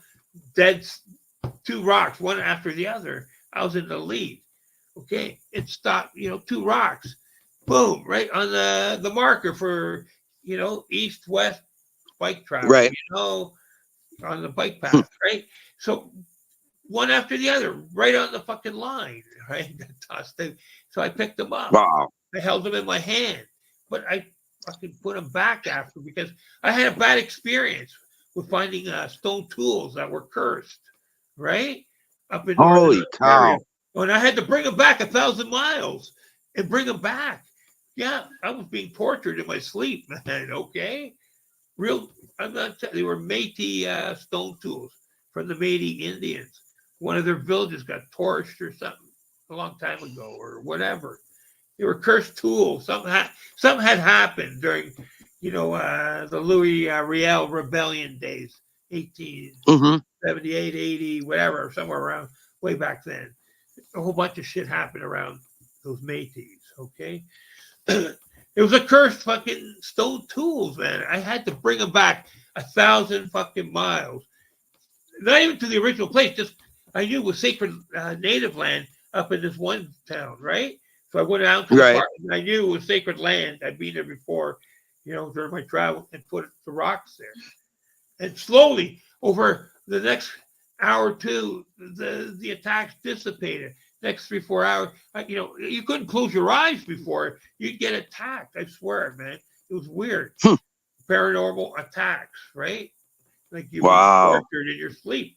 Yeah, and boom, it dissipated right after that. Okay, when I put them back, I even felt it around me before I even closed my eyes. The pressure relieving, man. I had to cut. I was in Toronto visiting my mom. I had to cut the visit short. Wait, who sent you to get these tools? No, I found them during. You just outright found them. I see what you. Yeah. During a bus stop on a Greyhound bus stop tour, like I took the bus out. Yeah. West, right, 2,000 miles. Right. Whatever.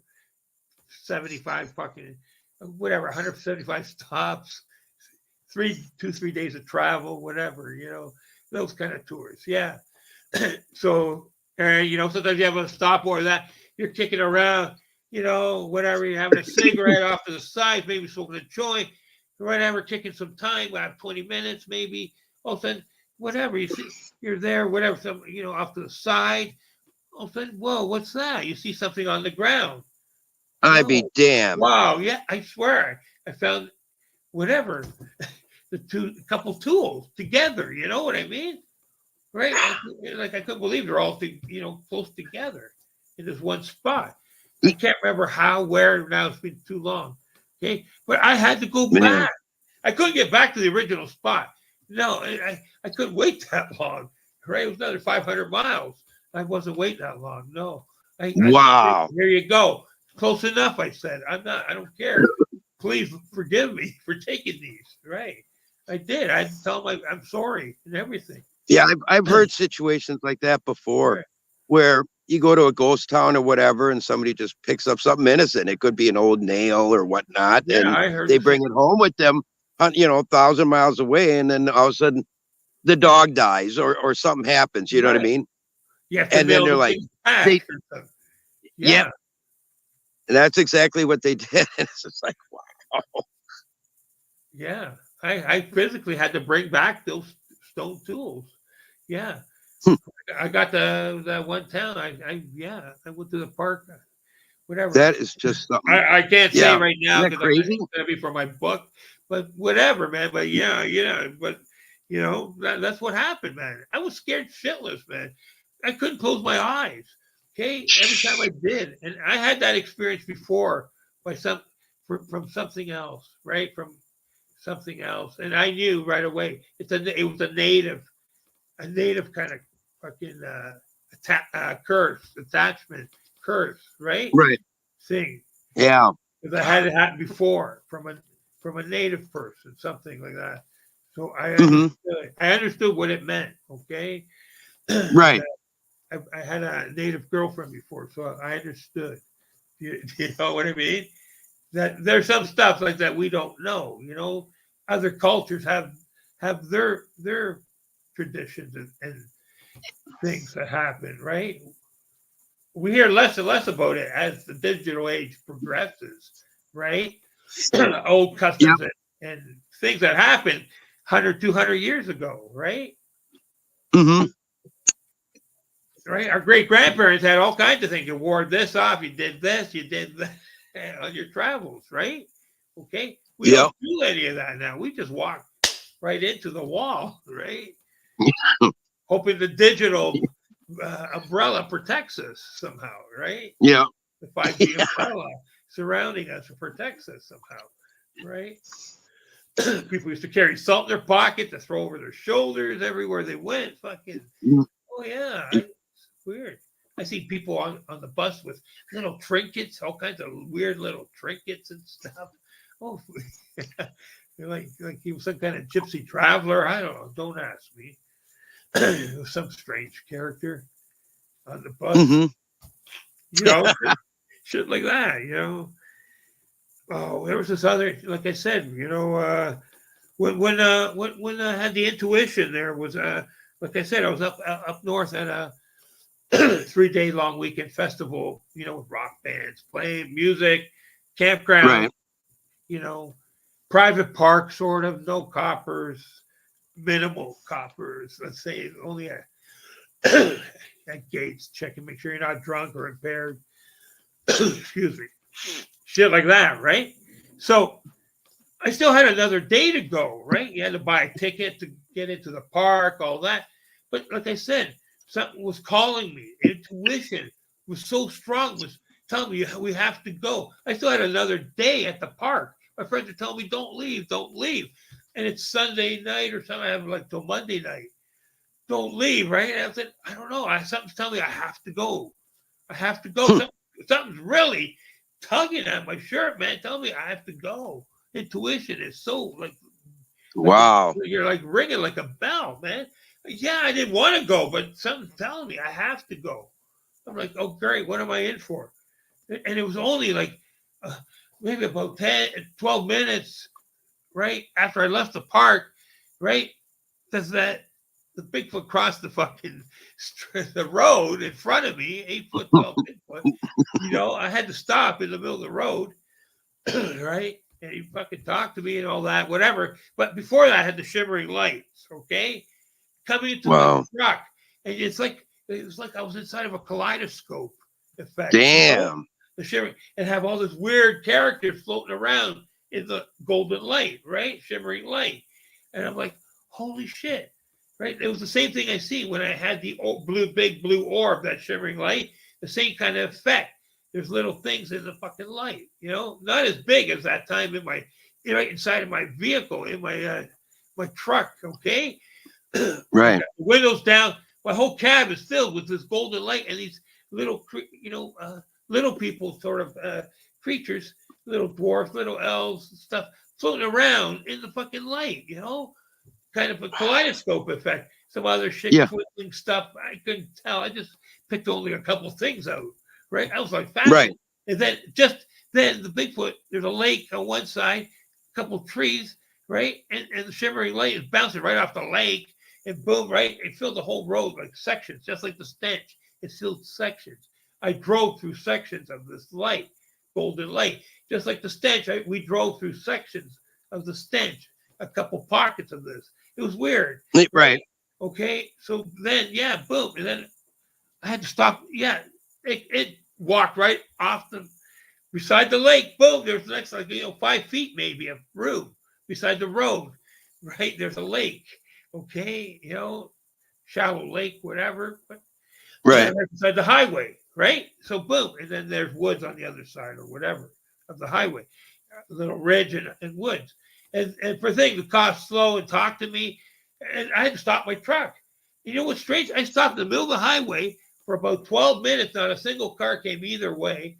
Okay, I stopped right there, flabbergasted, like stunned, after the thing had left and went into the woods. You know one thing? They never come back and take a look to see if you're still there. Once they go into the woods, they don't look back. They just keep going. Okay, I've had wild dogs or domestic dog or wolves. I mean, not wolves, but coyotes. Whatever, anything, come out and take a look, and then go back, take a look again, and then leave. You know what I mean? But no, the big Sasquatch, once they make up their mind, they go. When it's behind a tree or that, they don't come back and peek again. They just go. Yeah. Yeah. Mm-hmm. Okay, so there you go. But yeah, it was strange how to see that thing walking 8 o'clock and looking at me and tell me don't be afraid. But meanwhile, I'm thinking you could rip my fucking door off and drag me away. But I just couldn't believe it. Not a single car came either way on this, road, right? Not a single car. Okay, for 12 minutes, I'm sitting there in the middle of the road. Right. Finally, I said I got to pull off to the side. Here to the side. Right. I parked right in the middle of the highway. Stunned. What did I just see? I wasn't. I said it was only a dozen minutes after I left the park, like the campground, and had the encounter. It's like that's how strong it was. I was debating whether to go back to the campground. I said no, I got to go home. This is too much for my brain. I said, I did. I really did think about going back and partying with my friends for another day, but no, I can't. It was just too much for my brain. I got to go home. I said, I don't know. I think I have supposed to go home. I didn't know what to do. I was like stunned, man, for like the next couple of days. So I said, if you go back to your friend, you're gonna want to talk about this, and they're gonna not believe you or something, or think you're fucked on something, right? They're all partying, doing whatever, partying, drinking, having a good time. They're gonna think you took something, you're hallucinating or something. So I said, no, best just go home and just deal with it yourself, And I did, and I had to, think about it for a couple of days. What happened to me there? Because it was so intense, the intuition. It drew me away from the place I was. I wasn't supposed to leave Sunday night. I was supposed to be there till Monday night. It actually drew me away from my friends in the park. It says, you got to come now, and see Sasquatch. I didn't know what I was going to see, but I knew it was going to be something. When I got in my truck and drove away and told my friends I got to go, right? I didn't tell them why, but I said, I got to go. There's something's up. I said, I got to go. And they knew I'm strange that way sometimes, so they didn't question it, they understood, right? They knew shit happens, whatever, psychic intuition, whatever. So shit happens. Yeah. So that happened. And, Man, and just 12 minutes, that's crazy. leaving the park. Yeah. And it was the best drive. There was hardly any traffic I seen coming either way. It was the nicest drive, a Sunday drive in the country. It was a picture perfect. And then boom, there's Bigfoot. you know, That's crazy. yeah. Yeah. Damn. In that, and what is the purpose of him to do that? To cross the road, you know, on a diagonal course, right? And it almost looked like he floated across. Like some people say, it looks like they float across. He didn't make no big thundering steps, even though he took the steps. He took slow steps. He took his time. Well, it's not like he can. Yeah, and he really didn't confront you with it, and do any mind speak with you, right? He just said, "Don't be afraid." A couple times he told me, Just don't be afraid. Okay. That's all. Don't be afraid. I mean, 2 or 3 times, maybe. Nothing else. I didn't get no message. That's why I said, what was so important to pull me over? I was just told, don't be afraid. Don't be afraid. And yeah. he just walked in front of me, and that was it. What was the purpose of that? I already knew you guys exist. What? Yeah. Do you understand? Yeah, that's what I'm getting at. It's like, yeah. I didn't understand. Maybe it's just we're still here watching you. Message, maybe because I'm out in the country. Well, maybe it's not in the city. Maybe he's never met. Maybe he never met somebody like you. You know what I'm saying? They wanted you to. He maybe I don't know. Maybe for some reason he didn't believe humans had that capability or something. But once he time for me to see them, I don't know. Like a scheduled visit, maybe I don't know. Something like that, right? Every so often, possibly, whether it's a sighting or you hear something or you see something or you have and they're just right in front of you. It's never the same one, No, it's always random individuals. Right, everyone has been different. I've never seen this. And you don't have, it's not like you have this personal connection with a Sasquatch named, Sanjay or Vanjay or something like that. You know what I mean? I had some spirit guides. I had, Isha and Risha, Borm, my spirit guides, but I haven't been talking to them for a while now, a year or two, before we communicate all the time. Now I got a different spirit guide, so, but no, nothing like that, man. This was just like a random fucking act to let them know that we're still here, right? But it was a friendly, a friendly visit. Like I take it as a positive visit. I don't know why a helicopter circulating around here, but really, I don't know. He made one sweep around. He's going fairly slow, but last time we did a function in the park, I don't know. Never had them following you or copters? No, they don't follow you. You don't ever see planes flying over when you're in the woods. Well, that one I just started checking out last year. It's a it's a location, and it's just off the freeway, a major freeway, and so I went there, and I'm like, it was some of these new stomping grounds. It's like, damn it, dude! It's like you got to check these out. They got it's huge. Was there a parking lot? Was there a parking lot, or did you just pull over on the side of a road somewhere?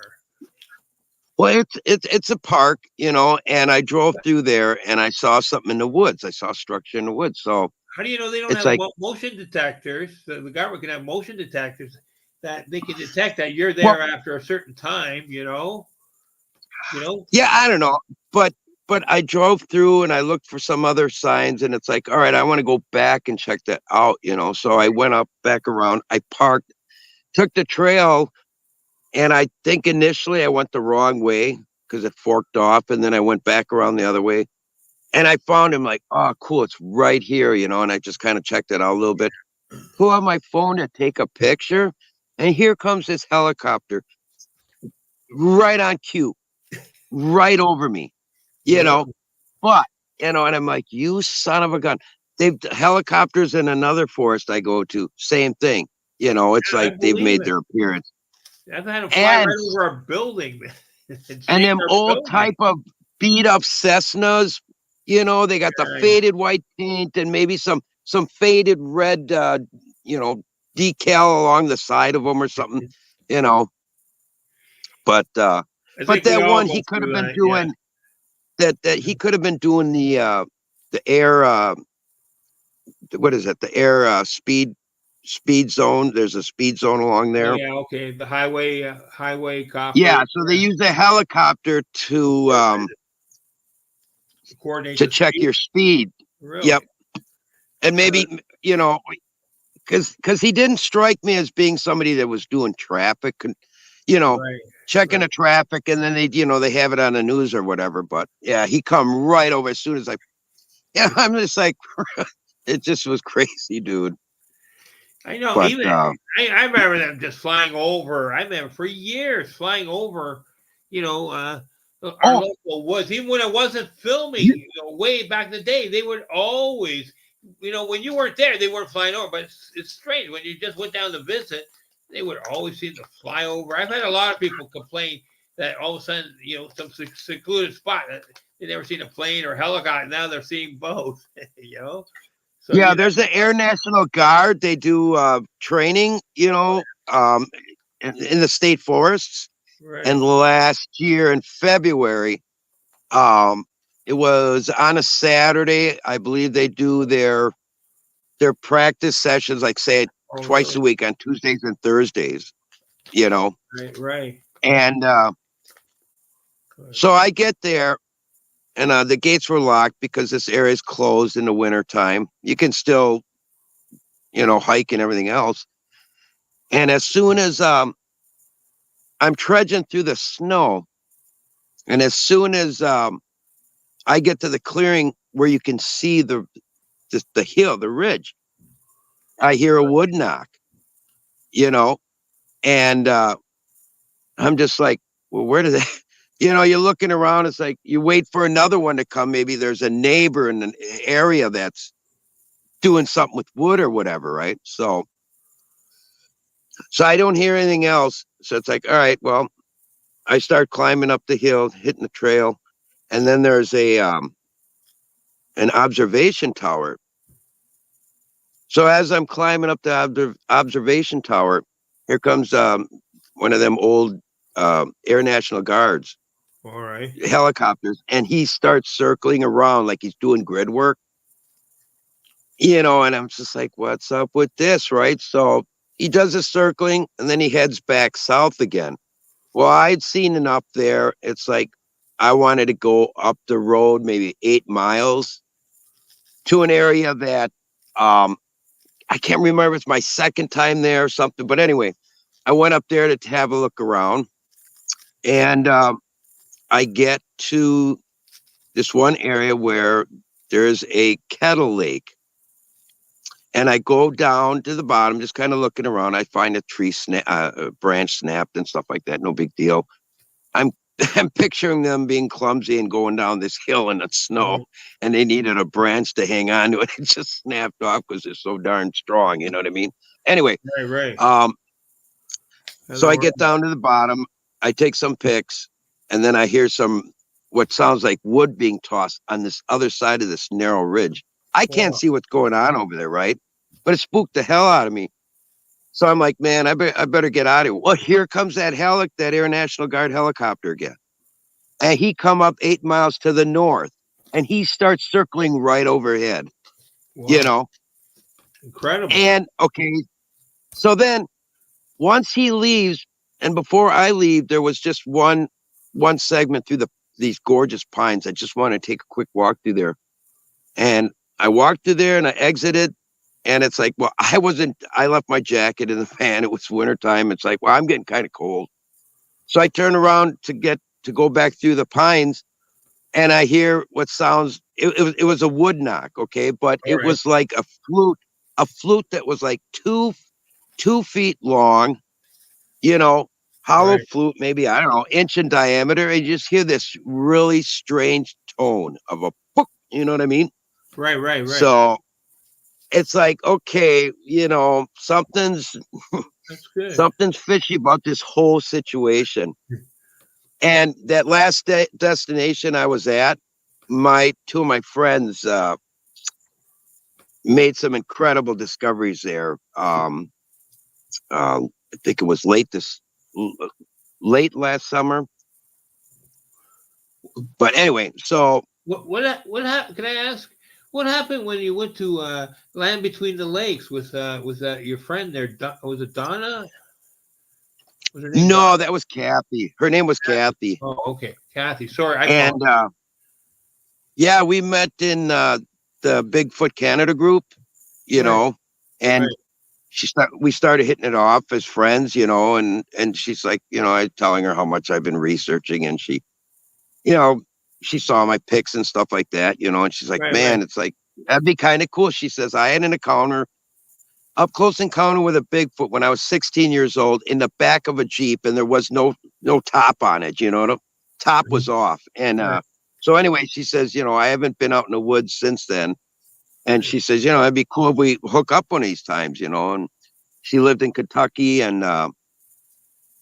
and I says, well, man, I says, on my bucket list is the LBL, and I says, Mammoth Cave is kind of cool too, because there's a lot of strange stuff that goes on there. And plus it's, That's right. There is. part of the missing 411 situation. I'd like to see what's going on there and what's causing that. You know what I mean? Right. So she said, sure, I'll take you, So, I went down there and I met her, and God, we got to land between the lakes so late. She was showing me around where she used to live and yada yada yada. And but still, I was pumped up. I didn't give a shit, So we got to what the heck is that? Lake Barkley, and there was some trails there before we went. Actually, we were on the so we weren't in the land between the lakes yet, So we took a little look around there, took a really short hike and stuff like that. And at one time, she stops and she says, and she turns around, Alexa says, "What's the matter?" And she says, "Oh, she just says, I think I saw what appeared to be a canine with red glowing eyes. And he crouched down behind the bush, Really? maybe 40 feet behind us, And I look at, it just, I don't know. The vibe was good in that part of the forest. I didn't sense anything or anything like that, That's what she And I sees. looked at her, and I looked in that direction, and I just kind of thought, and it's just like, I didn't feel anything over there, Right. Right. I mean, I could have just for curiosity's sake gone over there. It's like, no, I'm not, let's not waste our time. There was a couple, I don't know if we had a quarter mile left to go back to the parking lot, but, I left it be, you know what I mean? But, Right. so after that, there was a moment where she goes, "Did you feel that?" I said, "Feel what?" She felt like rumbling on the ground. She says this area is along a seismic a fault zone. Really? I said, "Oh, really?" She She felt says, that? "Yeah." Really? She Wow. felt that under her feet. Yep. And then you hear other people saying that there's a dumb military underground installation around Really? land between. Yeah. So I don't know what exactly she felt, but if It's what's strange was, when I discovered that portal when I was 7 years old, right? With the circle there, with the little people and that came out of. That was from across the street. I could feel the power, like calling me, like drawing me. Right? That's what I'm saying. So it's possible that she could feel something because I could feel it externally. And when I went over, with my hands, I followed the bricks there, the top of the brick wall. Like you're going along. I could sense, and the power was getting stronger and stronger as I got to the right. with the newer bricks, right?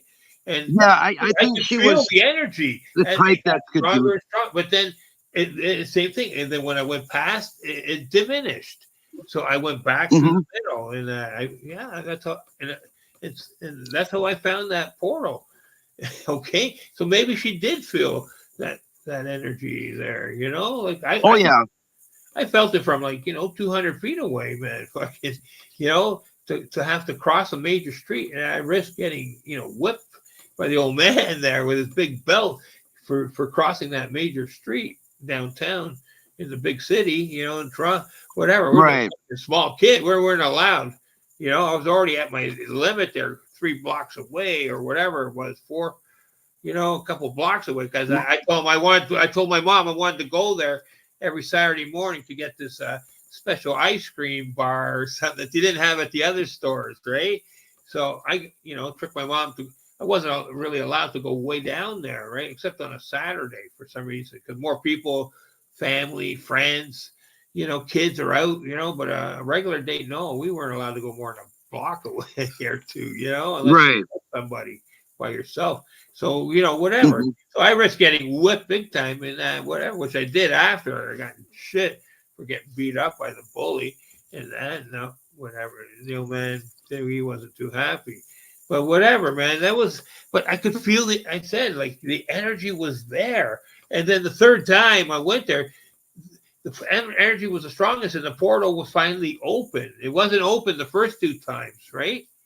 Sorry. Right. The portal wasn't open the first 2 times. The third time, it finally was open.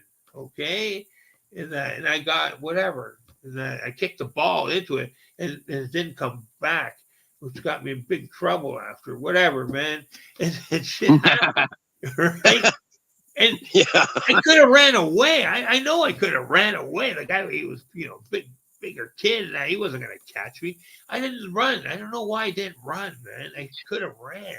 I took the lumps, and I let the little guys escape back to the portal, right? I took the lumps. So they were worried about getting seen. I said, "Help me." They said, we can't help you." Right? I said, "Why not?" Right? Because we can't get, we might be seen. We can't have that happen. I said, "Whatever. Thanks a lot." And I said, thump, a few more. Right? Well, they took off again, and then they escaped and were gone into the back. They got away, man. So there must be some kind of illusion, like we said, illusion spell or cat that most of us cannot see. They were right there amongst us, right after. And I said, "Help me," and they said, "No, I can't. We can't risk being seen." So they couldn't actually interfere, But they were right there, but went back, right, and see me getting thumped and everything. Like they were like about 3 feet away, and then got away, and nobody seen them. While there was a commotion going on, and they snuck away. Nobody seen them. Well, I took the fucking brunt of the bully's fucking anger for whatever. He didn't like me talking about seeing these little people and that, and telling his brother, and he came back to make sure I never told anyone. Fucking asshole. Yeah, it was brutal, man. I had PTSD big time after that for years. And, it prevented me from sharing things later in life with people. It would sometimes stop me, and not share. Yeah. Nah, it did. Oh yeah. It affected me huge. It took me a long, long time. I had to fight through that fog, man. Sometimes it was painful because you're reliving a memory that wasn't, and I had that happen a few times. When there was a positive, there was also a negative. Camera. Positive. Hmm. There's also a positive. There's a negative effect. Sure. Yin and yang at the same Yep. time happens during some of these encounters. So, how do you explain that? It's not always just a great encounter. There's always something else involved, right? Yep. Sometimes, right? So you never know. And like But I yeah, said, those little people, they don't want you to see. I seen them one time, like in the past five years. We filmed them, right? The one of them, the little lady, she was only about 6 inches tall, with a little blue cloak, like I had on film. I didn't show the film. She didn't want. She was like this. No. She didn't want me seeing her, filming her. And I'm like thinking, why didn't you just hide or run away? Like, when I actually got she was sending us a message, telling me no, hmm right? He didn't want to be, and I never shared that because I've heard so many stories that if you go against these little people, bad luck Oh, will come your way, right? So oh yeah. people gave me Yep. I got I've royal heard that flack. too. You know, I mentioned it. I made a mistake mentioning it a couple times in the past on some, certain sites, and holy smokes, and I get flack. Like people were demanding to see the footage, and I'm full of shit. And this, I'm like, holy fuck, man. This is why the guy's telling you, narrating stories about elves causing, or bad luck for people, stuff happening, at the same time, right? Like, no, I'm not gonna do that. Risk, No, whatever, it, the wrath, right. Hmm. you know, Yeah, I get it. right?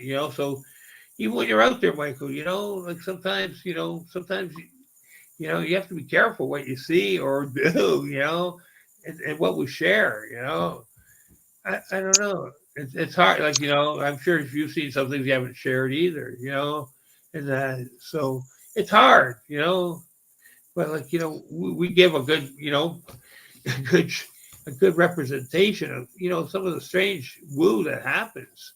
Like I Yeah. gave you a couple examples there. There's a lot more. Like I had a hard time.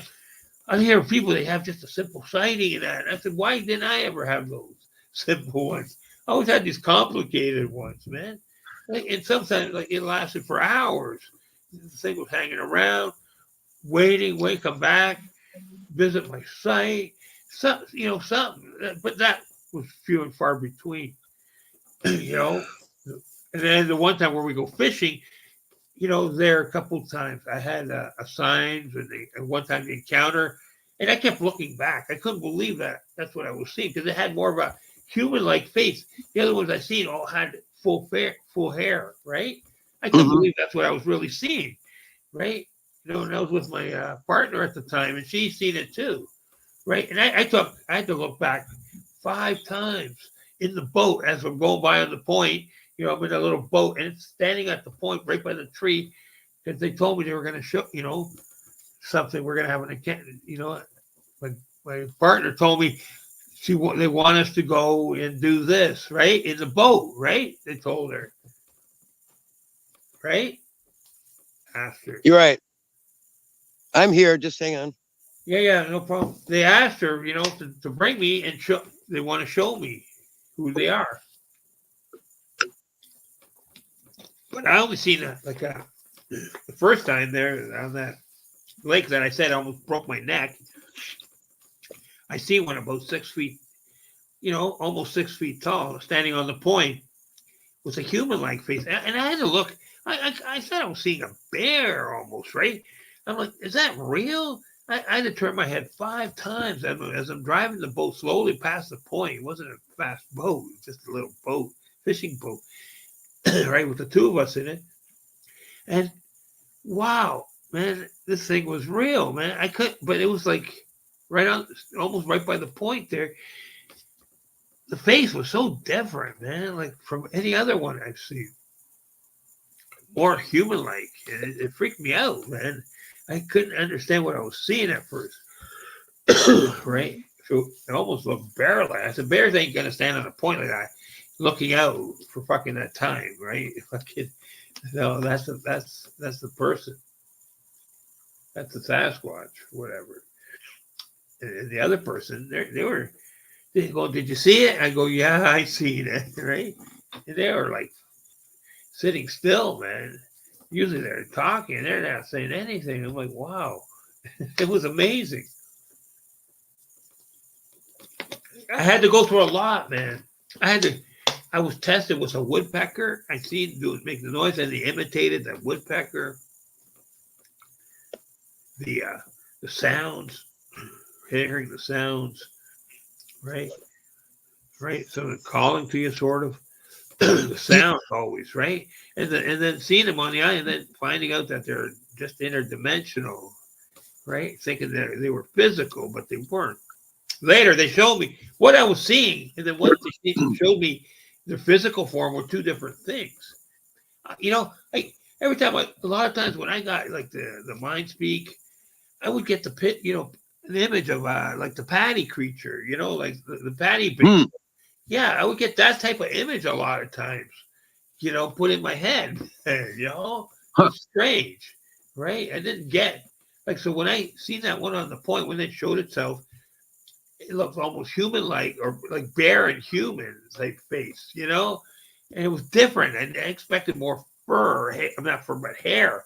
The only ones I seen always had fur. Full hair. Right. And this thing was more like skin, like a different color, and that it was weird. I thought I was looking at a bear.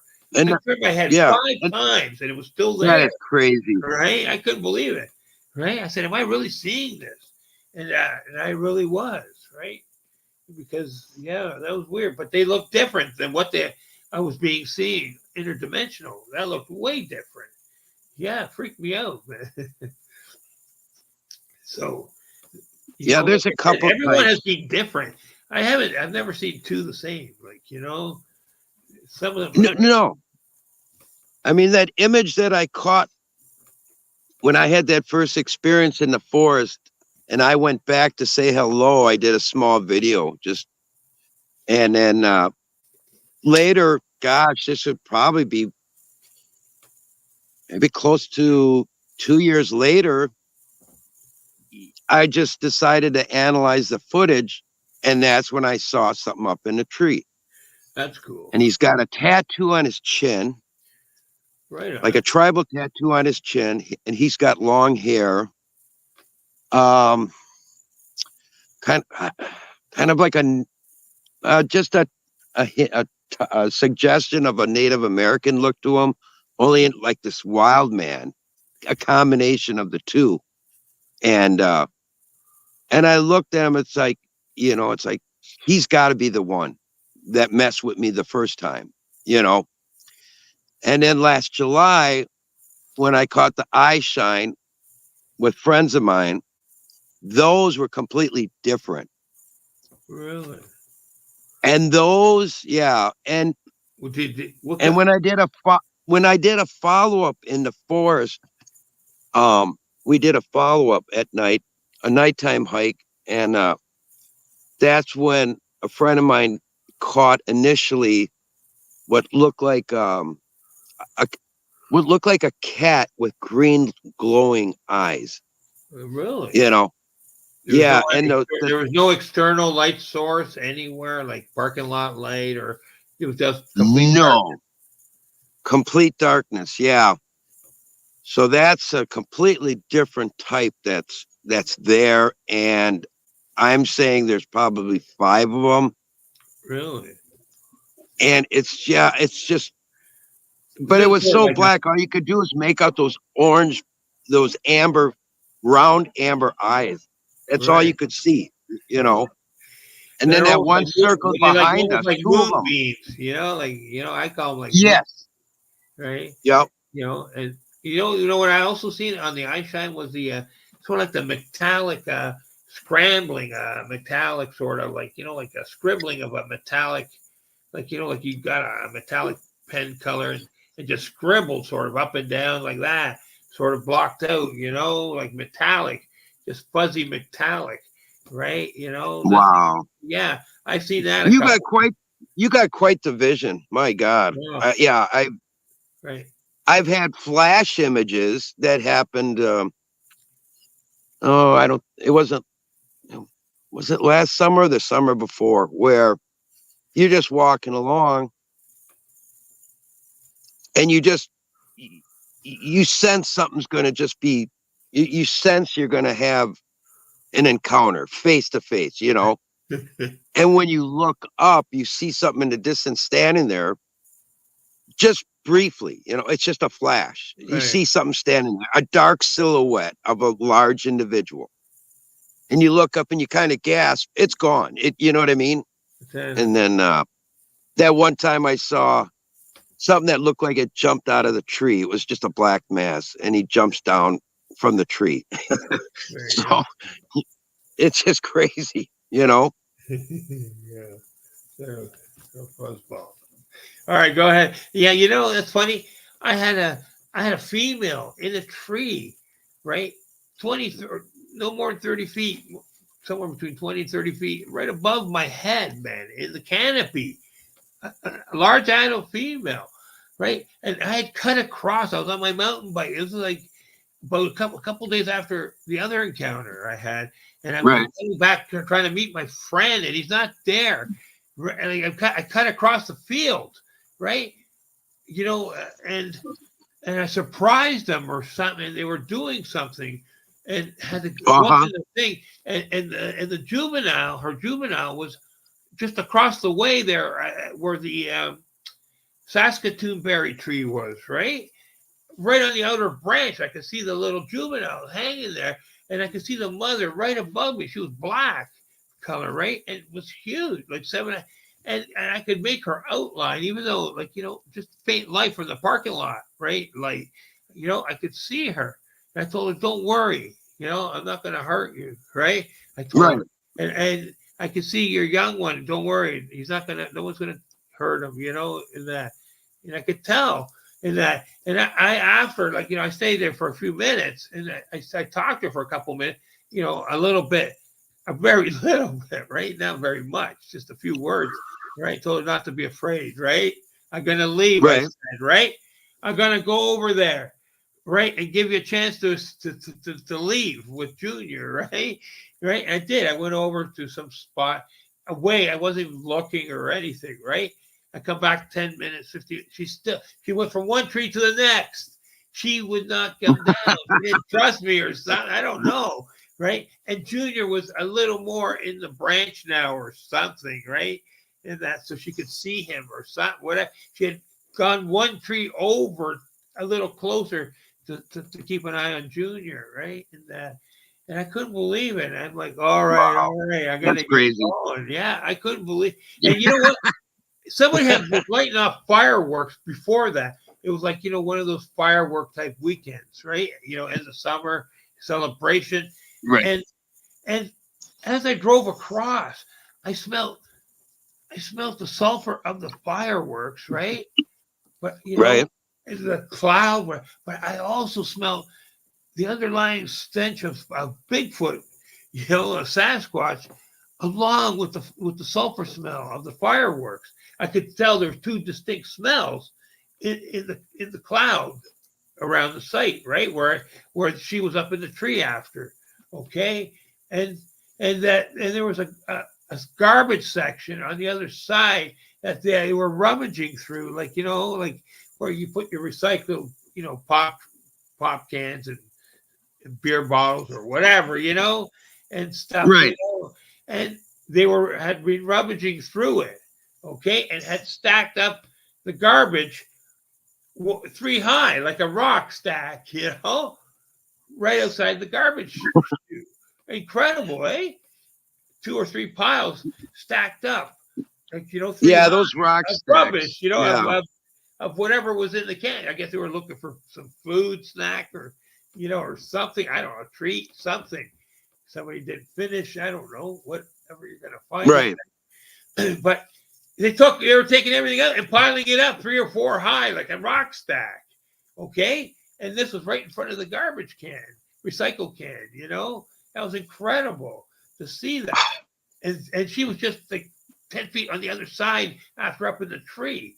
That was an incredible feeling to be standing right underneath and looking up at her, you know, with just parking lot light, you know, with just a faint parking lot light illuminating just the bottom of the canopy, not the top, you know. I could only see that, like, you know, it was incredible, man, you know, to be that, you know, and I'm standing right underneath her, 20-something feet, you know, telling her, don't be afraid, I'm going to be leaving, right? I just want to look at you, right? That's all. And I did. I got to see her outline, you know, as best as I could, you know, with whatever light. But it was an amazing experience to be standing underneath one like that, man. It did. You know, it was incredible. And I, you know, and that it was an incredible feeling, you know. And I knew, like I said, when I had gone over and I had ridden my bike and had seen that. And when went around, I'm like, holy smokes, it's right here, you know? It's right here where I am. It's just like a canopy. Thank God it didn't come down, man, or whatever. You know, I didn't know what to do then. You know, I did it because I caught it. See, I think there was some activity on the other side, parking lot. People had just left. It came to investigate or whatever. You know, people were driving, gone away or whatever. And while he was checking out the garbage and that, I snuck in off the trail on my mountain bike, and rode in, and it had to scramble fast. It went straight up the tree, I guess, and Junior told to flee, whatever it was, over by having a snack over by the, there was real Saskatoon berries. There was plump berries there, so he was probably eating, while she was checking out whatever, the garbage area there. There was a couple cans, and she stacked up 3 or 4 piles, 3 or 4 high, man. Right outside, I never ever seen that right outside a can before. A recycling, a regular garbage can, recycle cans, garbage, like cans and bottles, stuff like that, whatever. And Calgary had a heavy recycling program. Everything had to be recycled. Every box, juice box, everything, everything you drank out of very well was being recycled, right? And there was a tax or whatever, so people were throwing those in the recycle for somebody to bring back, and get it. You could collect them all and get paid a couple dollars, 50 cents, $1, $2, and buy a tall boy, Yeah. Right? Big beer, whatever, whatever suits your fancy, right? With a pack of smoke, whatever, that kind of deal. You had people going around collecting bottles and cans there, Yep. And this is 20 years ago, right? 20-something years ago, right? Yeah. Okay. One of the first towns to have full recycling like that, depots and all that. So it was fascinating. I caught it by, like I said, and the first thing I did was ride into that stench and smell the. I would have paid to see them up in the canopy. Yeah. It was an amazing feeling, man. To come across off the bike foot, the bike trail, to cut across the grass there, the field, right, silently, but it must have then scrambled at the last second there as I got close. I didn't see it, right? I never seen it scramble. As I came up to the garbage area, I was coming from the back, and I actually went too far, right, to cut across. I usually I went further to cut across for some reason. I didn't want to go through this one section for whatever reason. I had a friend that would go to their relative's house when they were younger. Really? And they would catch glimpses of juveniles in the backyard. Really? I believe that. Sure. And they didn't know what they were at the time. So they go tell, mom or dad, it's like, hey, there's little monkeys back there. And they look at them like, oh, how cute, Right. It's like, oh, she's seeing something else, whatever, they just dismiss it. But of course, yeah. Right. That happened to my friend there, we're about 12. He was my next door neighbor, and they always went camping. They had one of those campers on the back of a pickup truck, and they always went camping and fishing. And always bring the neighborhood kids, because we were privileged. We didn't get to go fishing and camping very often, for all the kids. Bring them along, big. When a guy who didn't mind kids making noise, and having a good time. Right. Big family, he had 5 kids himself. So it was, so there's 10 kids going. Everyone bringing a friend, right? Every kid got to bring a friend. So there's 10 fucking kids going, big adventure. I'm not joking. Right, we're a long time ago, man. We're kids, that we got mini bikes and go-karts and all that shit, It was great. So we got to go fishing and camping sometimes. But then my mom, always getting sick, or I think she always did it on purpose. So we wouldn't, she didn't want the family going away somewhere. You know what I mean? Always keep us close to home, And so it was always hard, right? To get away, to go camp. I finally got to go camping when I joined Scouts, and then had my first Bigfoot encounter, Sasquatch encounter, was that Scout. Wow. You know, when I was 14, my cat's got a hairball making that noise. Hope she's okay. What's that? My cat's making some noise. I don't know if you can hear it. He's got a hairball trying to get out. Oh, Oh yeah. Don't ask. She's had her up in there. I just had her up in the screen just a few minutes back. There, she's fuzzball, man. She's got thick fur. she's yeah, shedding cats are all- cool. Yeah. I'm fostering 2 of them. Yeah. Yeah. Right on. Cool. Heather, where'd you go? Right on. That's cool. You know. So you got fireflies yeah. there or anything? You know, it's a nice night. Temperature is just not. The conditions aren't just right for fireflies just yet. Oh, But otherwise, they'd be popping all along this area, right. Cool. Cool. and in the forest nearby here and stuff like that. Yeah. You got cedar forest, or you have mostly cedar, like pine, cedar. Right. Or In this dogwood. this is hard. Mainly oaks, stuff like that. Yeah. Right on. Yeah. Maples, a mix of oak and maples. No pines to speak of in this area. Right on. Just mainly hardwood.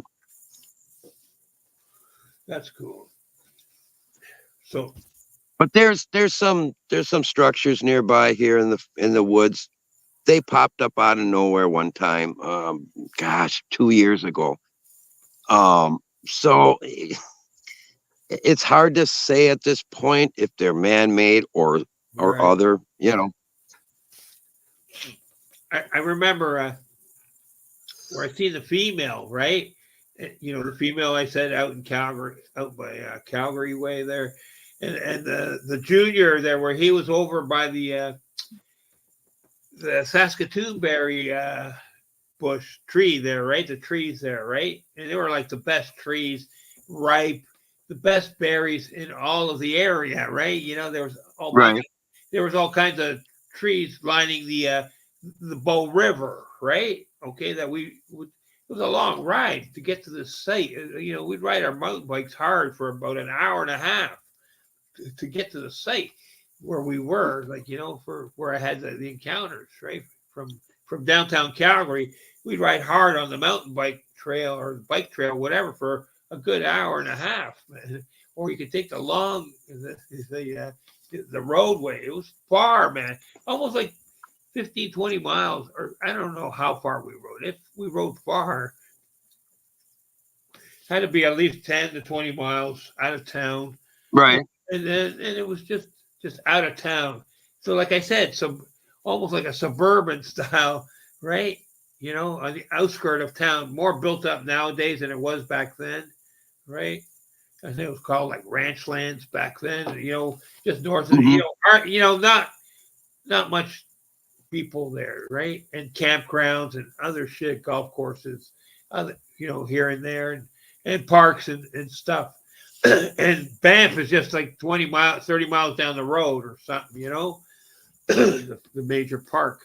So travel corridor, you know, and visiting close to the city where, you know, more stuff is available. Yeah. Or curious or whatever, or have a niche there, have a nice portal nest. Like I said, I don't know if there's a portal. There was a portal. I didn't go up on the ridge, and besides the biggest cedar tree I ever seen, right? When I had the encounter, and it went behind the tree after our encounter, right? It went behind the big cedar tree and disappeared. I wasn't going up on the ridge to look, okay? No, it came to visit me after at our campsite where we're camping, you know, later that night, and fucking, oh God, man, yeah, I never prayed so hard in my life. I tell you, man, I really prayed to God, man, like to save me when it fucking gotta be. When I'm laying there, you know, I got my little fucking rinky-dink fucking buck knife like that. You know, oh God, save me! Oh, and he did. Because something happened.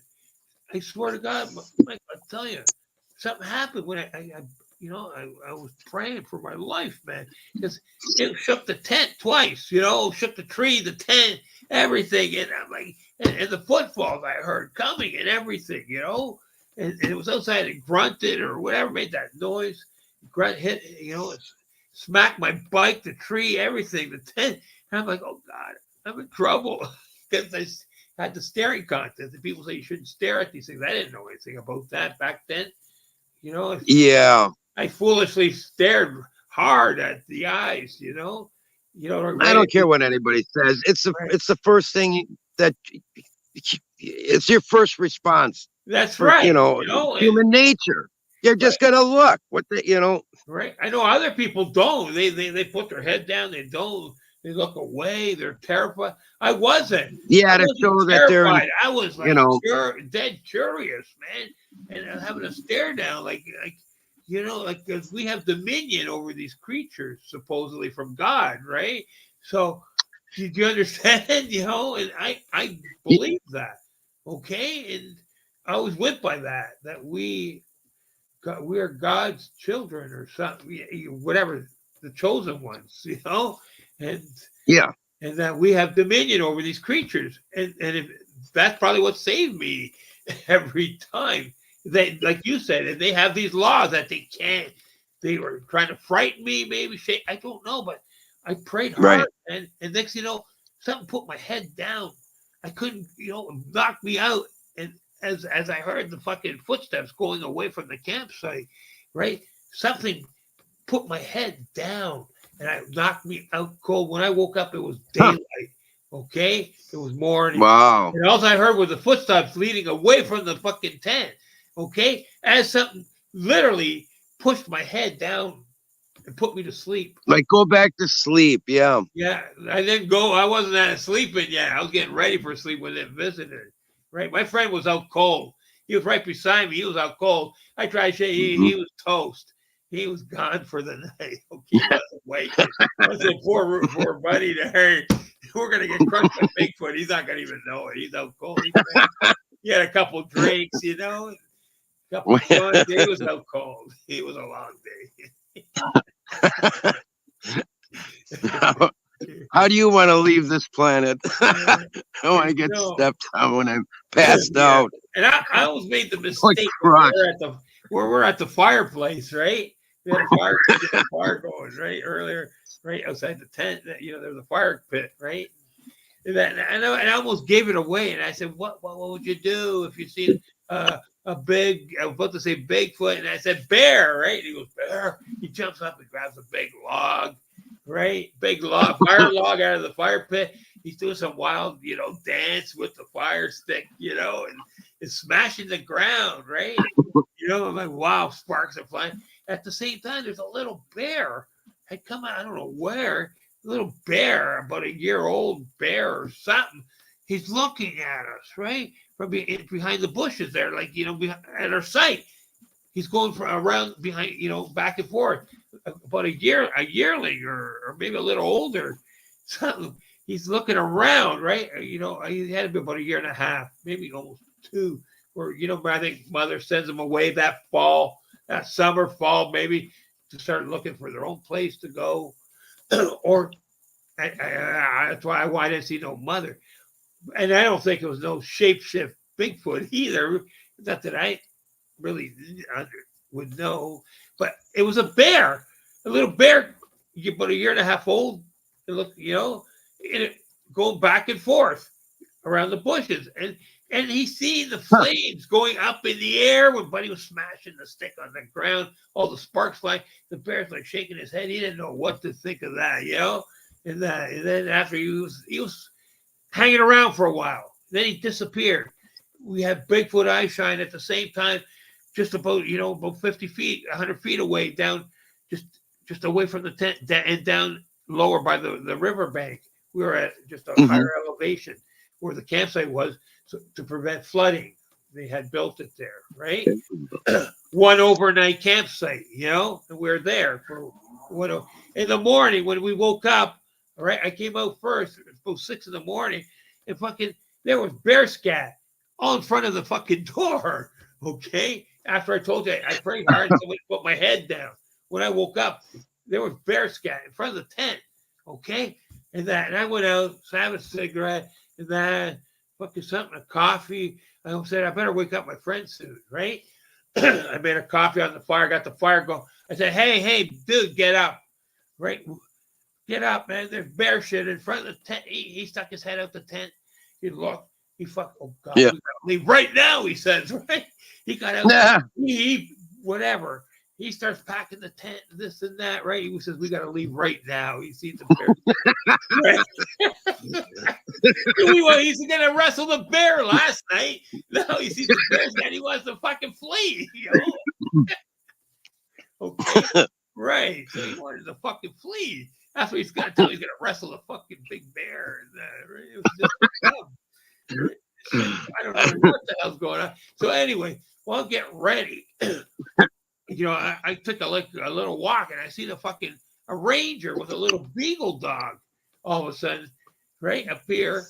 And he's going, the beagle dog's running everywhere where I see the Bigfoot the night before with the eye shine down by the river bank and the grove of, what do you call those, Saskatoon berry trees, right? Right. Hanging out there waiting for us to fall asleep, right? The beagle's running right through there trying to get a scent, right? No luck. He comes up to our campsite. He's running through our fucking campsite with the fucking,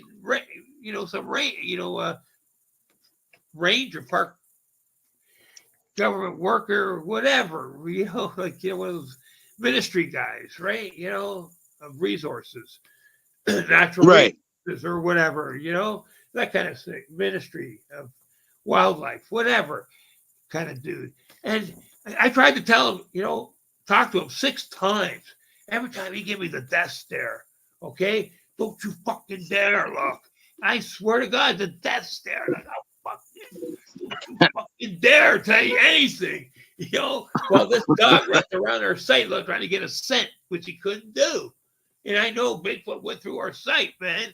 Okay? And this beagle was running back and forth, zigzag. He was where the bear was, the bear cub, were all around, this, that. And I'm like, he could not get a scent, man. Like the track, which way it went or anything. He kept going around, and then they had to leave after without getting the scent. And he would not talk to me. Okay, I'm trying to tell him I seen fucking something, and he would not take my fucking. He did not want one word out of me with a super fucking death stare, man.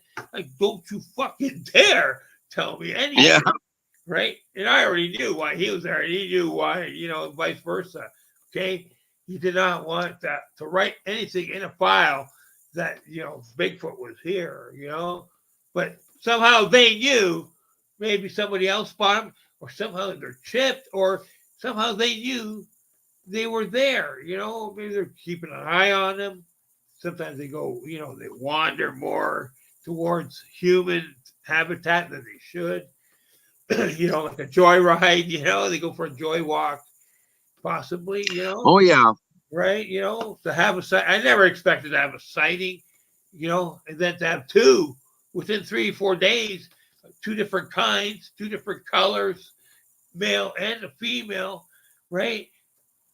There, right, impossible. Yeah.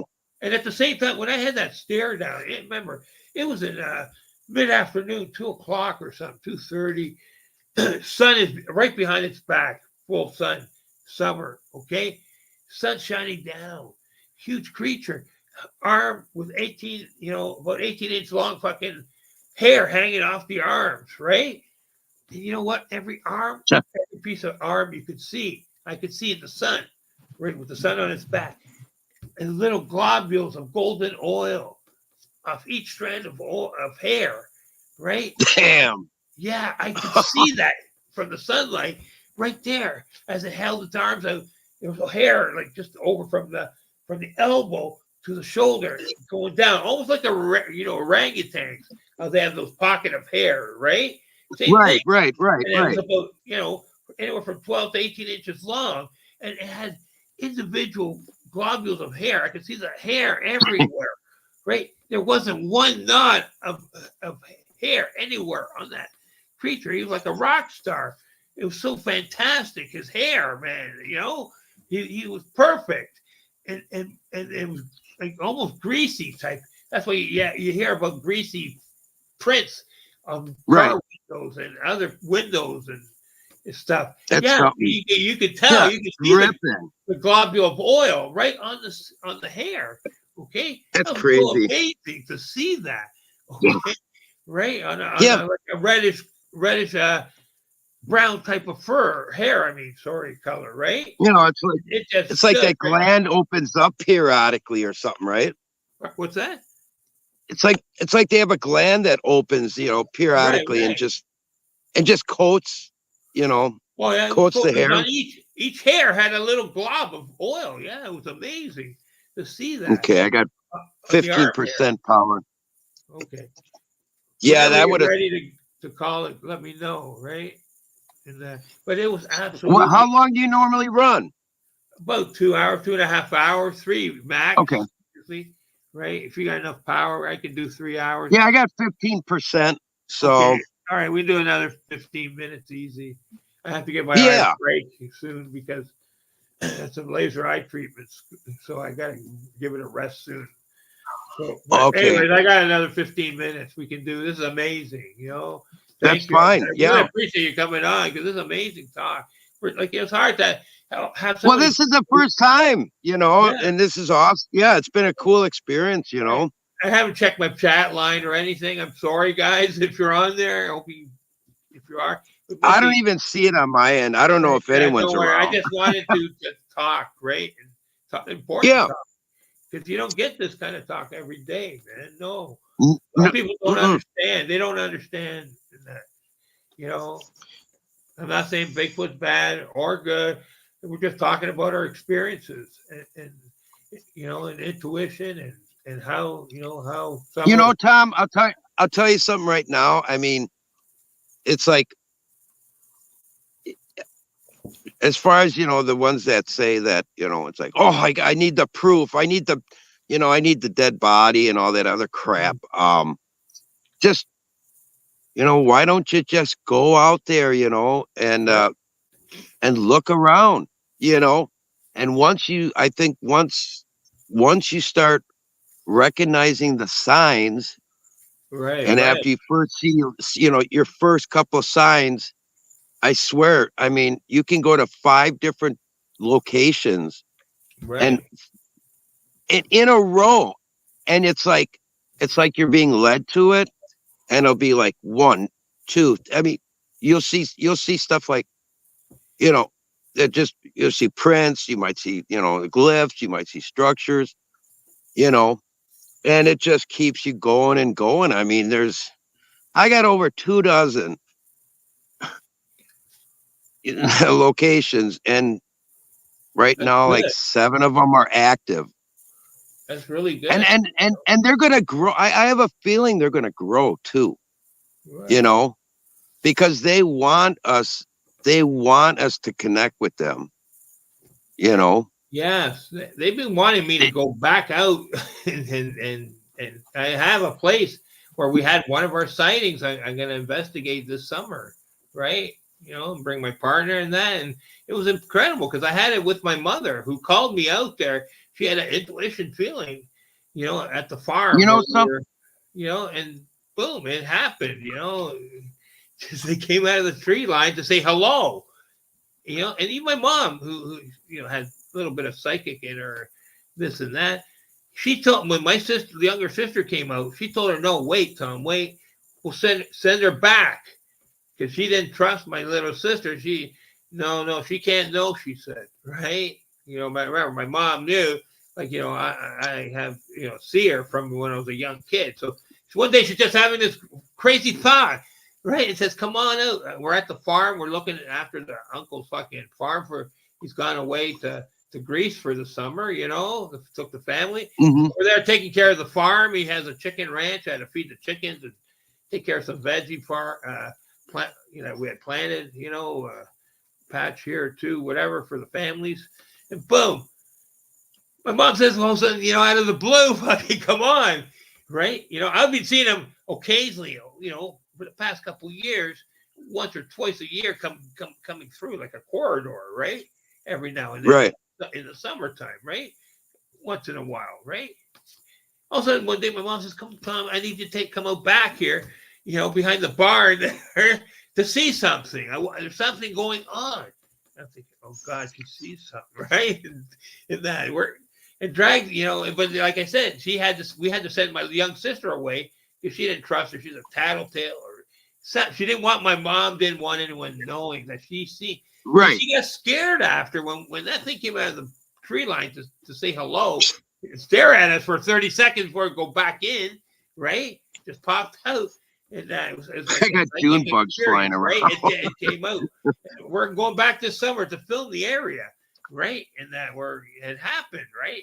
My uncle, the son there, he's still in charge of the property. He hasn't sold the property yet, so but it might be soon. So I better get there soon and take care of this and film the area before it's gone and rent Yeah, it. that would be Right on, great. and yeah, and it was great because I had one with my dad too. One crossing the road going fishing back when we were about 18 years old. And that too, and we're arguing bear, Bigfoot, bear. And he's going Bigfoot. And he was all happy that he might have seen Bigfoot, but and bears don't cross the road on 2 feet. I said,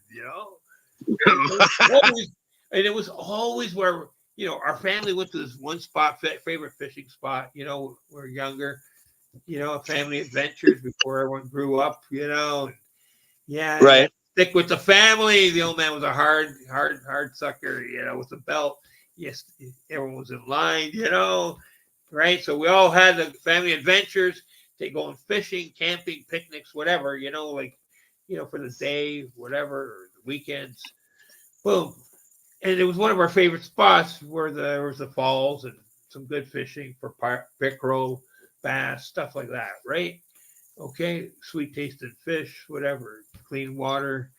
And we always went through the road. There was always a dip in the road that we called the Sasquatch Alley or something, right? Because it always had that Sasquatch type stench, right? And that's where the encounter happened, where just one morning, my brother was supposed to go with my dad fishing. I didn't want to go. He dragged me along because my brother took off somewhere, right? He demanded, I had to go. I didn't want to go, but I had to go. So I'm about 18 years old, so whatever, you want to go party with your friends later, right? But anyway, so yes, yeah. So anyway, so yeah. So boom, and we had that encounter, me and my dad, and then later on, a couple years later, my mom and I, so it's weird how, we had a sighting each, whatever. One was a road sighting, the other was coming out of the tree line, and then going back in, right? That's cool. Yeah, that was like, so yeah, how did they know I was going to be there that day instead of my brother is what I wanted to know, so, and that it happened. That it was the first time I was alone. I gone fishing with him before, but I sat in the back seat, right? This time I was in the front seat, or usually my mom was in the front seat, we always had to sit in the back, my mom would be in the front sometimes, right? Back then, shit like that, Yeah. right? That's family adventure, yeah. That's cool. You know right? something?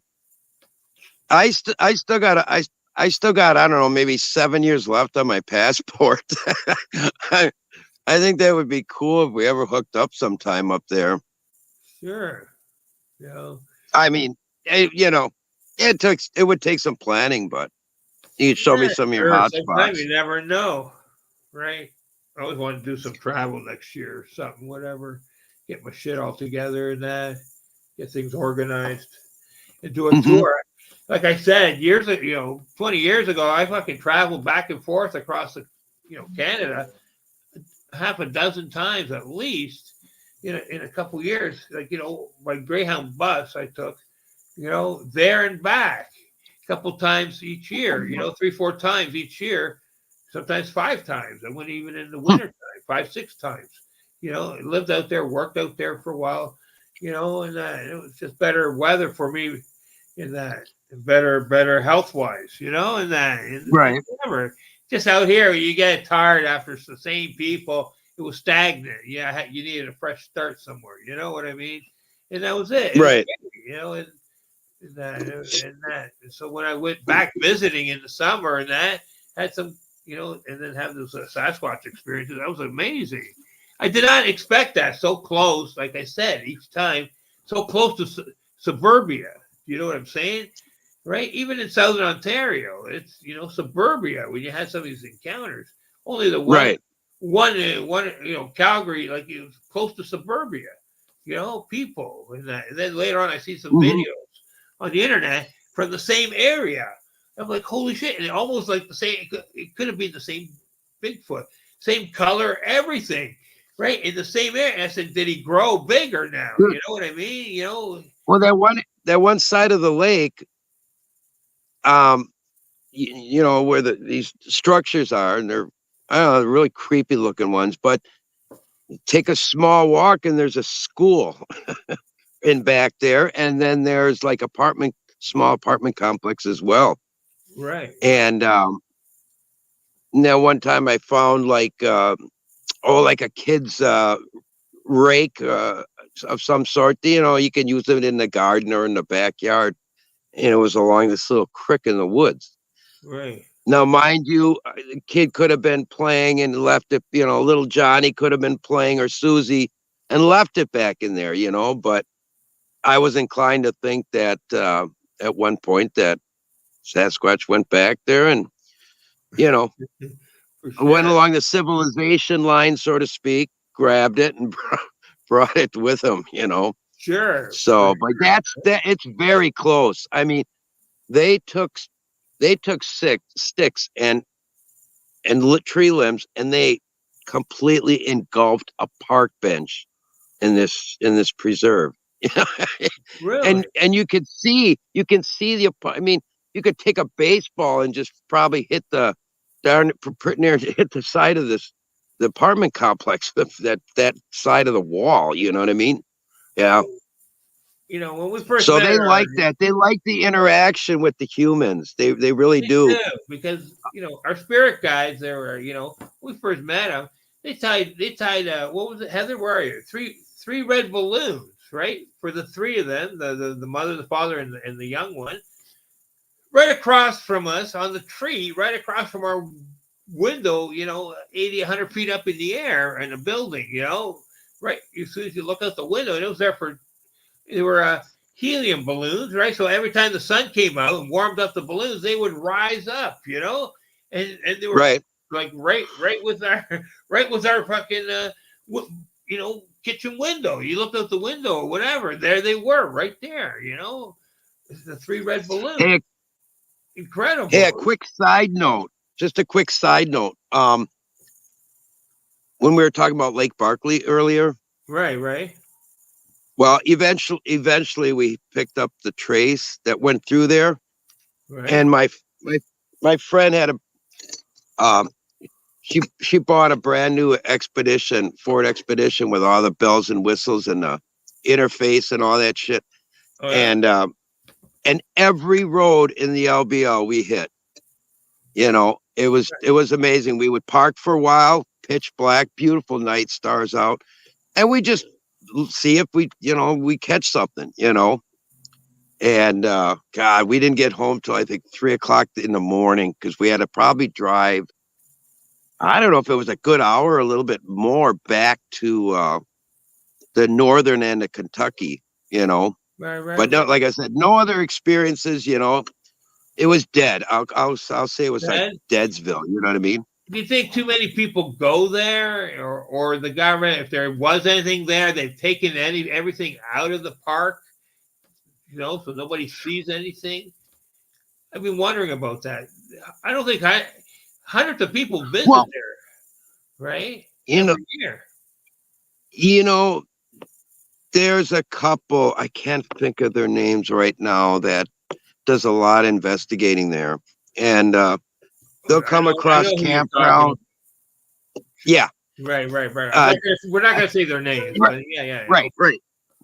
And they come across these outbuildings that have bones in them. Right. Like it's a little area where it's a kill zone or whatever. Right. And then they'll go back, a couple weeks later or whatever, and then those bones were removed from that building. Right. Right. Little stuff like that. They've caught and stuff jumping from tree to tree before. Well, it was actually unbeknownst to them. One of the viewers, when they were when they went live, Right. literally, you see something jumping from tree to tree. It was amazing. What Wasn't there was this other couple who was there, right? From down from Tennessee, right? They Yeah. went up there, and I was they were doing the live feed, right, as they're driving through the park road, right? I took a screenshot as whatever, and there was something in the woods, right?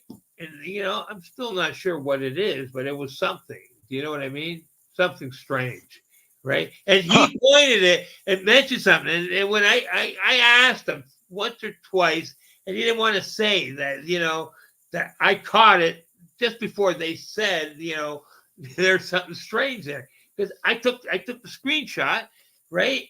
We're watching it in real time. So I took the screenshot. Right. Just before he pointed and mentioned something, and then something happened with their feed or something, whatever. But I got the screenshot, and then I blew it up and that I shared it in my group. I don't know. I'll look it up one day, right? And see, check it out again, right? But there was something on. I mentioned it to them. There was something on the side of the road, but they didn't want to talk about it. Yeah, I guess they want to maybe present it later or something. I don't know, right?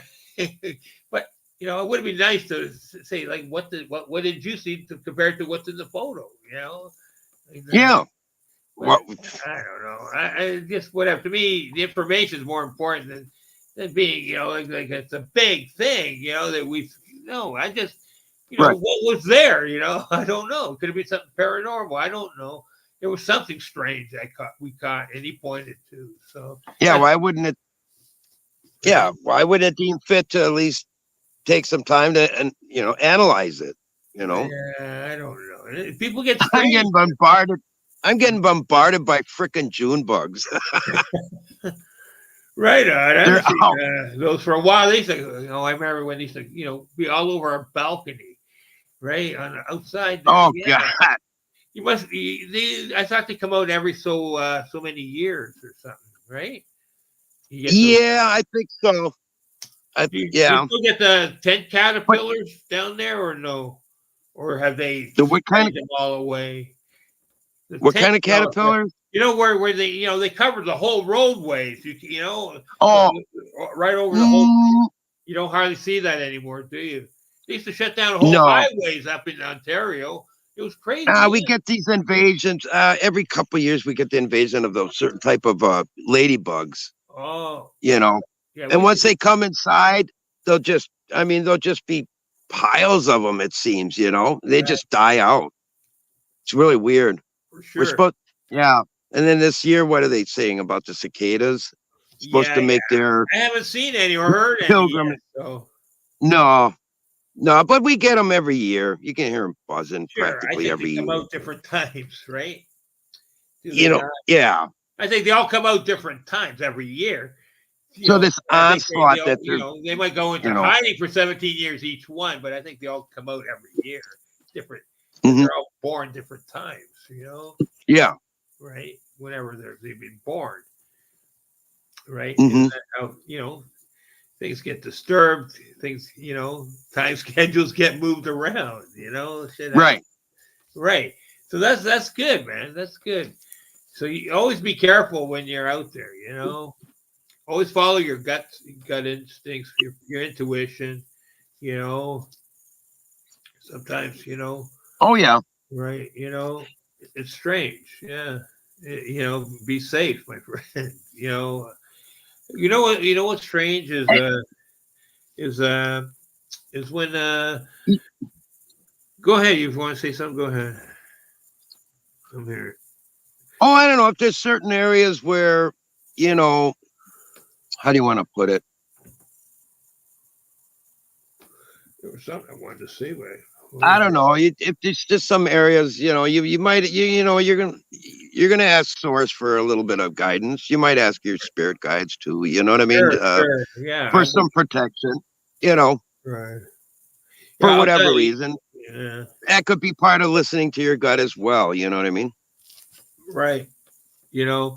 Like I said, I had a couple strange paranormal things, ghosts, the Undertaker. Like you ever get that feeling, like you won't go down a certain road because your intuition always says don't go down that road, and then the one day you said forget it. You forget your intuition, or you're such a hurry, you just go down that road, and then something happens. Like something strange.